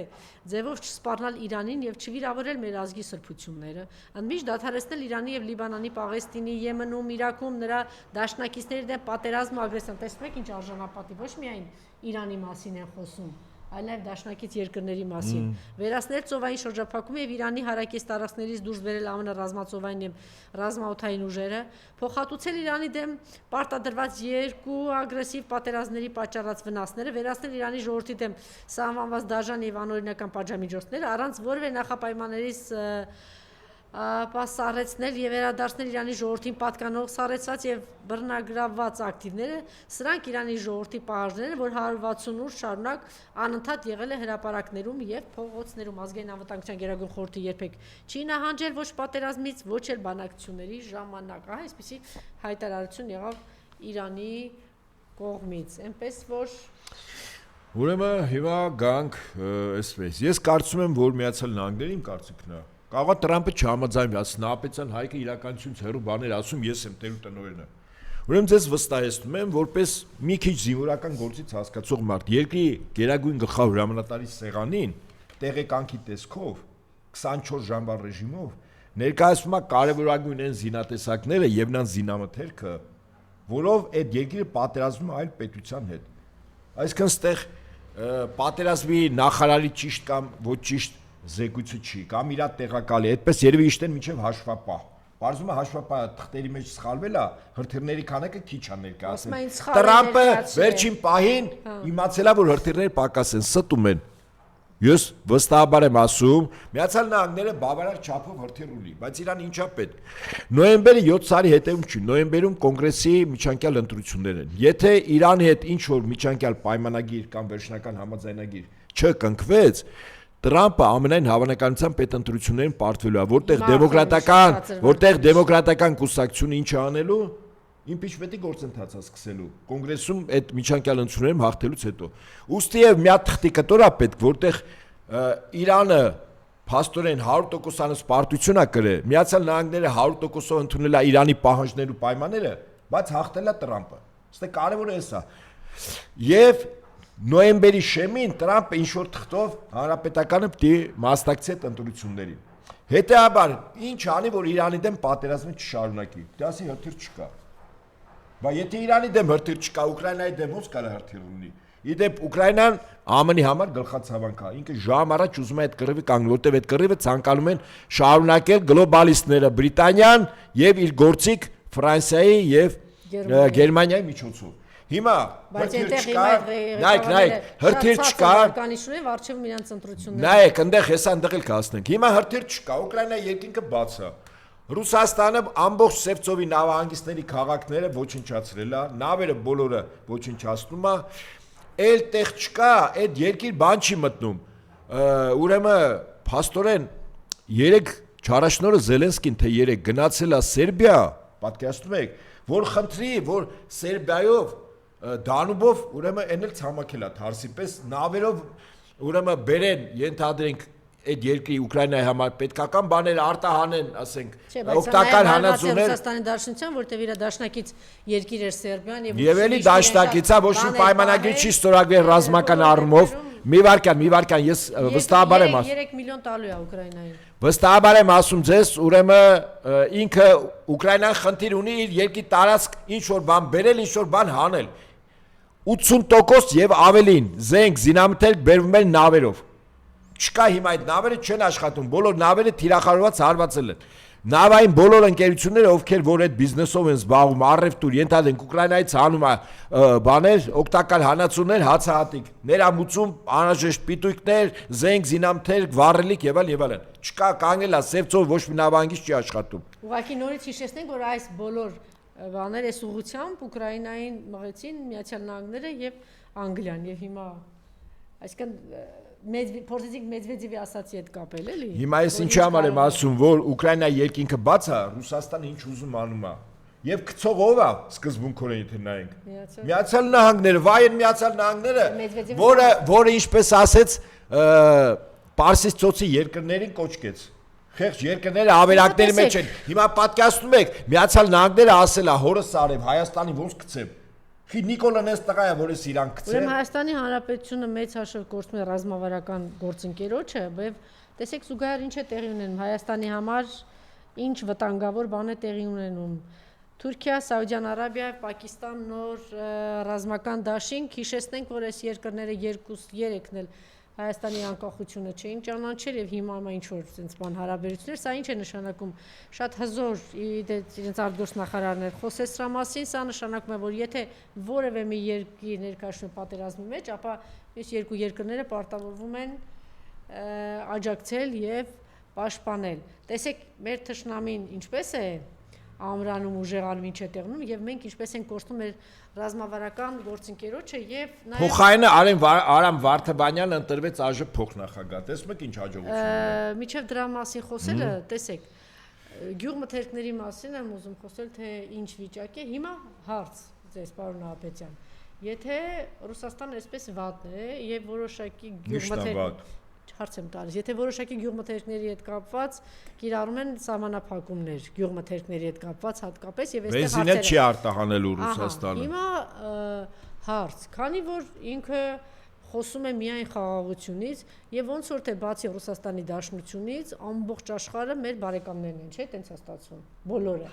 Քանի որ աշխարհը Ռուսաստանի թշնամիներն են, բոլորը ուրեմն մնաց նշանակում է որ բոլորը մեր բարեկամներն են։ Ինչն է խանգարում Նիկոլին, որ այս ինչ ունենք, չունենք, ասենք ծախի մյուսների վրա։ Ինչ է ուզում Միշուստինից։ Չեն առնելու։ Ինչու՞։ Որտեվ մեր ապրանքները այդ բարեկամությունը բիզնեսի հետ կապ չունի, այդ միայն ռուսի մոտ կապ ունի, որ ռուսը ասի, քանի որ Հայաստանն ու հայ ժողովուրդը իմ ստրատեգիական երկիր եւ բարեկամ ժողովուրդ է, ես քաղաքական որոշում եմ ընդունում, որ վնաս կրելով իմ երկրի շուկայի մի մասը տամ Հայաստանի գյուղմթերքին, որը մրցունակ չի ոչ ադրբեջանականի, ոչ թուրքականի, ոչ վրացականի, ոչ միջինասիականի Եվ ոչ էլ տեղի արտադրողի մրցունակ չի, բայց քաղաքական որոշման արդյունքում Ռուսաստանը մեզ տալիս է շուկա, որտեղ Հայաստանի գյուղմթերքի եւ վերամշակման արտադրությունով ասենք զբաղվում է 1 միլիոն մարդ։ Ասում է, բայց այդքան փող գա Հայաստան իմ դաշնակից երկիր։ Ես այդքան իմ քաղաքացին մի քիչ թանկուտ առնում, ոչ այդքան որակյալ։ Փոխային այդ փողը գալիս է, դրամը վաճառվող գալիս է Հայաստան։ Հայ ժողովրդին իմ համար կարևոր է։ Այդ Ռուսաստանի նման ըստ սրանց տխմար երկրները կարան քաղաքական որոշում անեն։ Իսկ Եվրոպան ասում է բարև ձեզ Հայաստանի մթերքը իմ մոտ խի բերեմ, երբ որ անորակա, թանկա եւ պլյուս իմ շուկան խիպտի իրան տամ, երբ որ այդ շուկան արդեն հագեցած ամեն մեկը գիտի ինչա վաճառում։ Ես մեր այ ժողովրդի համար եմ ասում, ասենք ինչի Նիկոլին չեն ասում, Նիկոլ ջան, մենք քեզ ընտրել ենք, հատկապես նրանք որ ընտրել են։ Հիմա դու ուզում ես մեզ լարել Ռուսաստանի դեմ, ասում ես քո ապրանքը ինքը չի ընդունում, ասում է խնդիր կա։ Ինչի՞ ժողովուրդը չի ասում Նիկոլ ջան, всё, դուրը փակե Ռուսաստանի վրա։ Քանի որ ամբողջ աշխարհում 200, չգիտեմ, ինչքան պետություն կա մոտ, այդ պետությունները մեր հարազատներն ու բարեկամներն են, Նիկոլ ջան, մենք քեզ սիրում ենք, այդ հարցերը լուծի։ Ինչա գցում նորից ռուսների գրպանը։ Մաուրիշում գրպանը գցի։ Այն մյուսները Եվրոպան գրպան չունի, ես մեր ժողովրդին ունի, որ գցի տակից կընկնի։ Բայց մեր ժողովուրդը չարանում է ռուսների։ Թող չարանա, ինչ ասենք։ Հետո էլ պտուղները։ Բայց մենք պիտի իրանց բացատրենք, ասենք, որ դուք խնդրեմ չունեք, դուք Նիկոլին ընտրել եք, Նիկոլին ասում եք, Նիկոլ ջան, գնա, այն 180, 200 երկրների հետ բանակ չի տալ։ Գրողի ծոցը Ռուսաստանը։ Չի կարող։ Գրողի ծոցը։ Չի կարող։ Ինչու՞։ Որովհետև այդ երկրները ասում են մենք տնտեսական շահով ենք առաջնորդում, ոչ թե քաղաքական որոշումներ։ Բա ասում եմ մենք խնդրեմ չունենք, Ռուսաստան պետք է ուղարկեն գրողի ծոցեն, մեկ պետք է լինի։ Այդ ինքը կատակար է, հայ գյուղացի Հա Միշուստինին ինչ է ասել։ Ինչ։ Միշուստինին ինչ։ Ես չգիտեմ ինչ ասել, բայց ես կարծում եմ, որ այդ երկրների պատասխանը խիստ տրամաբանված կլներ 58-ից ասում։ 58 պետություններ Ռուսաստան դեմ պատերազմ։ Ասեք ռուսները ասել են, որտեղ 58-ը, այնտեղ 59։ Եկեք մեր հետ թշնամացեք։ 58-ին է կծալենք, 59-րդին է կծալենք։ Իսկ հետևանքները։ Ում հետևանքները իր համար Ռուսաստանի համար հետևանք չի լինի։ Դա արդեն Նիկոլի եւ հայ ժողովրդի խնդիրն է, այ քեզ բան։ Ռուսաստանը լավ պատերազմի մեջ է, Ուկրաինայում քաղաքացիական պատերազմ է։ Եղբայրը եղբոր դեմ է պատերազմ, արունա թափում, պետությունն է, ոչինչ չանում։ Ցավ վիշտ կոր։ Հիմա ինքը ռուսը մեր մասին մտածի արժելա։ Տեսեք ինչի համար, ճիշտ է ասում, եղբայրական բան ինչ որ պատերազմա չէ գնում, ինչի համար, որտեվ ասում են չպիտի բերես, դու իմ սահմանին զենք դնես միջուկային, ճիշտ է։ Ասում են չես բերելու իրաց։ ՆԱՏՕ-ին ասում են մեկ է, հա։ Հիմա եթե Նիկոլը գնում է այդ ճանապարհով, այդ մարդիկ եկան, ինչ է ասելու ռուսը։ Ռուսը չի ասելու, ռուսը անելու է։ Ռուսը անելու է։ Իմիջիայլոց այն Եվրոպան, որ մեզ մղում է հակառուսական գործողությունների, քայլերի, օրենքների բանի, Եմեն ավելացրել է Ռուսաստանից հեղուկացված բնական գազի ներմուծումը, գիտեք, չէ՞, պարոն Նահապետյան։ Եվ նաև ներքին մեծ էլի բանավեճերը գնում։ Սա դեկտեմբերի վերջին գազի գինը քանքի։ Նոր սանկցիաների բան, պաշարները պահեստավորված Գերմանիայի կիսվել է, շատ բան վիճակում են եւ անգամ խնդիրը թե ձմռանը ինչ են անելու, այսպիսի հարցերի արժեք։ Օրինակ խի ռուսները ես առաջարկում եմ Ռուսաստանը չսպասի մինչև դեկտեմբեր։ Պայմանագիրը խզի, ասենք օգոստոսով, սեպտեմբերի 1-ով գազի գինը 600 տա։ Ռուսաստանի իշխանությունը բազմիցս ասել է. հայ ժողովուրդ, մենք ձեզ թշնամի չենք անում, մենք ձեր բարեկամն ենք եւ չեն գնում դրան։ 1000 անգամ ասել։ Եվրոպացին, ամերիկացին լինել նույն պահին անելու էր հաստատ։ Չէ՞ սպասի դեկտեմբերին է վերջանում պայմանագիրը, սեպտեմբերի 1-ով Տրամպը լիներ։ Այն տարիֆները օթից սա պետությունները տարիֆ նշանակեց, չէ՞։ Այո, 5 րոպե։ Պայմանագրերը լրիվ խախտեց, կնքած։ Հաջորդ օրը չկա։ Պայմանագրերը կնքած, նույն հաջորդ օրվանից տարիֆները մի քանի 100% տարիֆ, չէ՞, մաքսատուրքերը նշանակեց։ Հիմա օրինակ խի Ռուսաստանը դες չի անում։ Ասենք խի սահմանապահներին չի անում 102 բազայով, ատոմականի վառելիք ու սպասարկումը վերացնի, ասես Հեծը ձերնա ներդրում եմ արի փողը տալիս եք, երկաթուղին ձերնա փողը ներդրում եմ արի տալիս եք, ձեզ ըլնի եղբայր, գնացեք տապակվեք, ձեր Նիկոլով, ձեր Թուրքիայով, Ադրբեջանով, Եվրոպայով, Ամերիկայով, գնացեք ապրեք, ինչ ա եղել, ես դուրս եմ գալիս, չօրինակ ինձ հետաքրքիր է, որ պայնը տենց արեց, ինչ ալնելու, ինձ հետաքրքիր է, օրինակ Ադրբեջանը Թուրքիան ասել են, բայց էս ինչ վատն է ռուսները, եկեք ռուսների տեղը փոխարին են, օրինակ ռուսները 177-ով էին վաճառում, վերջին հաշվով 300 էր։ Մենք տալիս ենք $10, 1000 խոհարդ մետր Հայաստանը տալիս ենք $10, հոյ ժողովուրդը չի սառի։ Մեր ապրանքները չենք տանում սպառենք, Հայաստանից ինչ կա, չկա, բերում ենք մեր մոտ, ոնց որ միջնորդավորված։ Շուստրություն են անում, հա։ Զած խելքի գինը էլի։ Ծիրանները բան են արել։ Ադրբեջանով ու Պարսկաստանով հայկական ծիրանները փորձել են։ Տակը հայկական թերթ են դրել, դե թերթ սովորաբար դնում են։ Ռուս սահմանապահներն էլ ասել են չհասկացա, այս ադրբեջանական պարսկական ծիրանի տակ հայկական թերթ է դրած։ Եվ իրանք շատ լավ գիտեն հայկականն ինչա, շատ լավ գիտեն, վստահաբար գիտեն։ Եվ հետաբար այս ամեն ինչը ոչ մի բան չի հասնելու։ Հայ ժողովուրդն է տուժելու, Փաշինյանը չի տուժելու։ Տնտեսությունն է տուժելու, Փաշինյանը ինչ անելու, հարկերն է բարձրացնելու, հարկերը, սոցիալական նպաստները կկրճատի, վիրահատությունների քանակը կկրճատի, ժողովուրդ վատ կապրեք, Նիկոլը վատ չի ապրի, ինքը ինչպես իր աշխատակազմի տարեկան քանի միլիոն $, ավելացրել է նախկինների հետ համատած, 3-4 անգամ ավելացրել է։ Հա, աշխատակազմ, ասեցիք, աշխատակազմի ղեկավարին իմիջիայլոց հեռացրեց Արայիկ Հարությունյանին։ Հա, падգամավորած չէ՞ ոնց որ Մամուլում հրապարակում էր եղել, ես ուզում եմ հատուկ այդ թեմային անդրադառնամ, հրապարակներ գրել, որ անուն չէր գրել, որ Բարձրաստիճան պաշտոնյաներից մեկին հեռացրել է, որովհետև բացահայտել է մեծ չարաշահումների այդ ձեր ասած այդ կոռուպցիոն այդ բանն է բացահայտվել։ Հա։ Հետո դրանից հետո եւ ինչ որ իմաստով ժողովուրդն էր անդրադարձել հետո հայելուն, որ այսպիսի ինֆորմացիա կա, որ դա վերաբերվում է Արայիկ Հարությունյանին, բացահայտել է, բայց հիմա տեսեք Նիկոլ ինչի։ Այսինքն Արայիկ Հարությունյան չգիտեր ինչ կարելի է Զևսին, չի կարելի Եզին սկզբունքը։ Այո, այդպես կա եւ հիմա տեսեք, եթե նախկինում Նիկոլ Փաշինյանը բացահայտում էին իրենց թիմից ինչ որ մեկի այդ կոռուպցիան թալանը բան, հրապարակում էին եւ որոշակի գործեր կամ հեռացնում էին։ Ինքը հասկացել է, որ դա եթե հանրայնացնում է ինքը, միանգամից ասում են, ուրեմն քո ամբողջ համակարգը կոռուպցիոն է, չէ՞։ Կոռուպցիոն համակարգ։ Հիմա ինչ է, հիմա ինքը լուր հեռացնում է։ Բայց բան կոնտրոլի տակ է պահում, չէ՞, հսկողության տակ։ Հետո գլխին տալու է։ Այս ինֆորմացիայի սրա մասին նաև Հայլին էր գրել, ուրեմն ես անկեղծ եմ ասում, չեմ տեսել, իմ բարեկամներից մեկը փոխանցեց, ենթադրում եմ ինչ որ պայմանավորված հարց են տալիս Արայիկ Հարությունյանին, որ ճիշտ է այսպիսի բան, որ այդպես չարաշահումներ եղել եւ ձեզ ուղարկել են ազգային ժողով։ Դե եթե ընդհանրապես աներ հարց կառաջանա, չէ, ուրեմն այս ինչքան նա թալան է, ինչ արել, որ Նիկոլը զայրացել է։ Այսպես, հա, ոնց որ Ալեն ուղարկել է այնտեղ։ Հիմա սա փորձել է իմիջիայլոց սա այն մարդն է, որ իրանք դողդողալով սպասում են, որ ինչ որ մի լրատվամիջոց իրենց հրավիրեր, որ խոսեն եւ Հայլին են ակումներից էր, որ իրենց էլ էր հարթակ տրամադրում, ինքն այն ժամանակ դասախոսում էր արևելագիտականում, նախկին իշխանություններն էլ իրեն հանդուրժում էին ընդդիմադիր, ճակերտավոր ընդդիմադիր թե ինչ ընդդիմադիր կեցված, չգիտեմ, ժամանակը ցույց կտա, դուք ծառա ընդդիմություն եք եղել այս իշխանություններին, սպասարկու թե ինչ ընդդիմություն եք եղել, եւ իմիջիայլոց տենց սիրով երջանկացած գալիս էին Հայլի ակում եւ փորձել է վիրավորել, ինչ որ բան ասել Հայլի ակումբի մասին, որ դա մոտավորապես ժողովուրդը չգիտեմ ինչ է ասում, մարդիկ Հայլի ակումբի մասին։ Հիմա եթե ժողովրդական խոսույթով գնանք, Արայիկ Հարությունյան, ժողովուրդը քեզ ասում է դդում։ Հիմա կարելի է ես ինձ թույլ տամ անդադ ասեմ դդում։ Չէ, դու մի չէ, մակարդակի իհարկե մի չէ։ Հա, բայց ես կարող եմ, չէ, ասել իր խոսույթով, եթե առաջնորդվեմ, պիտի ասեմ, որ Արայիկ Հարությունյան, ձեզ էլ ասում են դդում։ Ավելին որոշակի կողմնորոշումների կապած ավելի տգեղ բաներ են ասում, չէ, բայց ինքը լինելով աշխատակազմի ղեկավար, մարդ, որ եկել այստեղ, իրան թույլ է տվել ինչ որ վիրավորական ինչ որ բաներ ասել։ Հիմա ես դա չեմ կրկնում եւ ասում եմ կարող եմ, չէ, որոշակի մարդկանց ինչ որ կողմնորոշումների, չեմ ասում ինչ կողմնորոշումների, լավ հասկացա, չէ, որ կողմնորոշումների մասին ասել, ժողովուրդը ինչ է ասում քո հասցեին ու հատկապես ոնց է նշում քո անունը իշերից, որ դու դդում ես։ Դդում է ասում ժողովուրդը։ Այնպես որ չափավորեք ձեր խոսքերը եւ խոսույթը ու իմացեք ոնց է արտահայտում սա բան իդեպի կարգով էլի։ Ասում եք Միշուստինին, բայց բոլոր դեպքերում, պարոն Նահապետյան, էլի եկեք մեր սիրելի ժողովրդին խորհուրդ տանք, հատկապես նրանք, որ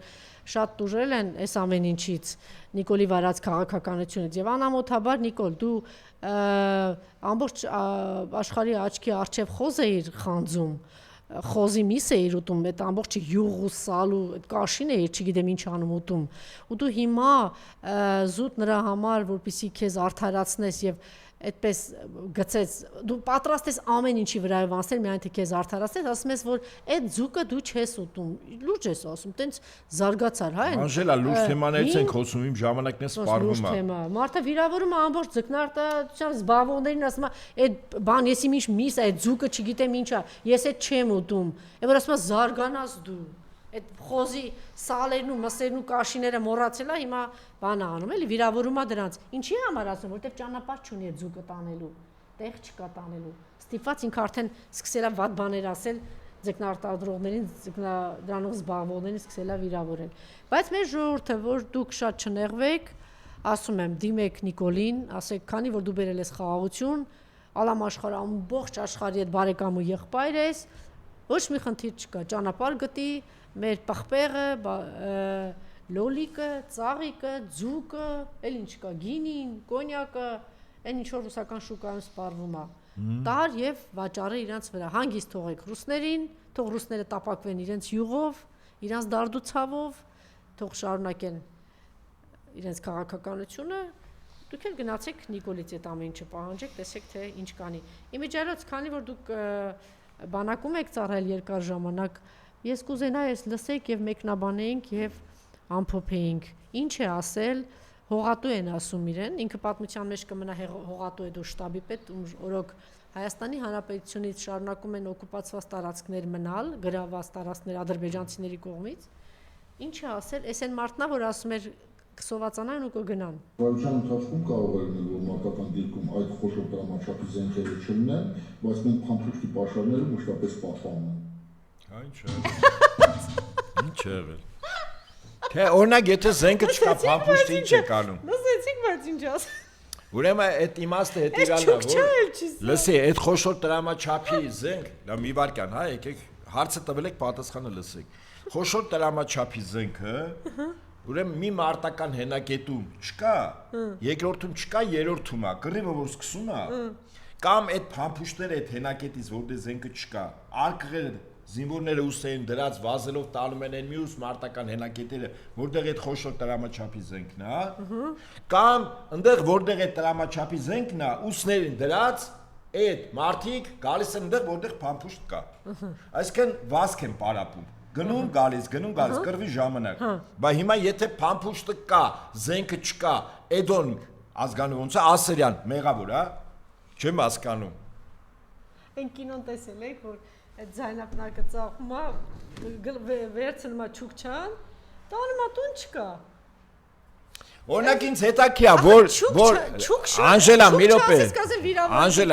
Անժելա, հիմա պատկերացրու, գնում ենք Ստուգման մի մարտական հենակետ։ Հենակետի ավագը շարքային, օրինակ շատ տեղեր եղել է, որտեղ շարքային զինծառայողը մարտական հենակետի կոչումով սերժանտ էլ չի եղել։ Բայց ստատուսը Պաշտոնը բարձր է, մարտական հենակետի պատասխանատուն է։ Ասենք, եթե գնայինք փամփուշտով արկղերը տեսնենք ու զենքը չներ, այդտեղ գիտեք քանի հոգի ինչի վրա էին նստելու։ Մարտական հենակետի ավագը, ուրեմն դասակի հրամանատարը, նայեք, ով պատասխանատու է այդ մարտական հենակետի իր ենթակայության։ Վաշտի հրամանատարը, գումարտակի հրամանատարը, գնդի հրամանատարը, առնվազն 2-3 տեղակալ մարտական գծով եւ սպառազինության գծով։ 8 հոգի էս միայն գնդի մակարդակ, ու տենց որ բարձանայինք վերև, հաստատ մի 15-20 հոգի լիքը խնդիրներ են ունենալու, լիքը գնա գալիս է։ Այնինչ, հիմա Էդոն ասում է փամփուշտ ունենք, զենքը չունենք, այն չի եղել։ Թող այս հետևորդն է, սա անեկդոտ չի, սա իրականություն է, լսեք։ Ընթացքում կարող է լինել, որ մարտական դիրքում այդ խոշոր դրամաչափի զենքերը չլինեն, բայց մենք փամփուշտի պաշարները մշտապես պահպանում ենք։ Հիմա զենք այդ կռիվը որ սկսի կբերեն այդտեղ, ինչ չի եղել։ Կրակի տակ կբերեն այնտեղ խոշոր տրամաչափի։ Օրինակ խոշոր տրամաչափի գնդացիր։ Ուրիշ զենք չասեմ, կարամ ասեմ, խոշոր տրամաչափի գնդացիր։ Ահա։ Այսինքն փամփուշտները մեծ են, էլի սովորական ավտոմատի չեն։ Հիմա պարզում է որ ասենք խոշոր տրամաչափի գնդացիրի արկղերը փամփուշտները կան, զենքը չկա։ Ինչ հետաքրքիր, այսինքն որտեղ է այդ զենքը։ Ասենք մի 5 հենակետենկոմ կամ գնդում է։ Կռիվը սկսում է ժամուկես հետո այդ խոշոր տրամաչափի գնդացիրը համում է այդ դիրք, որ կռիվը շարունակեն։ Այսի մոտապես են ջերմուկի դեպքերի մեկնաբանությունն ասում է շրջափակման մեջ են ուտելիք չունեն, ու վաղ թեժ դուրս են գալու, բայց մինչև մա նստած են սոված։ Թե ուտելիք ունեն, ոնց որ ունեն։ Նստած ունեն, հա, այդպես։ Շնորհակալություն։ Դե հիմա մեր Էդոնը ինչ է եղել։ Ակադեմիայում սովորելուց այս դասերին փախել է։ Պետք չէր գիշերը գնալ գործ անել։ Իդեպ ասեմ, հարգելի Ասերյան, այդ դասերից փախել ես, կրուտիտի, իսկ այնտեղ հատուկ դասընթացներ կար նաև, լավ ինչև է։ Շնորհակալություն։ Մնացեք մեզ հետ մի քանի րոպեից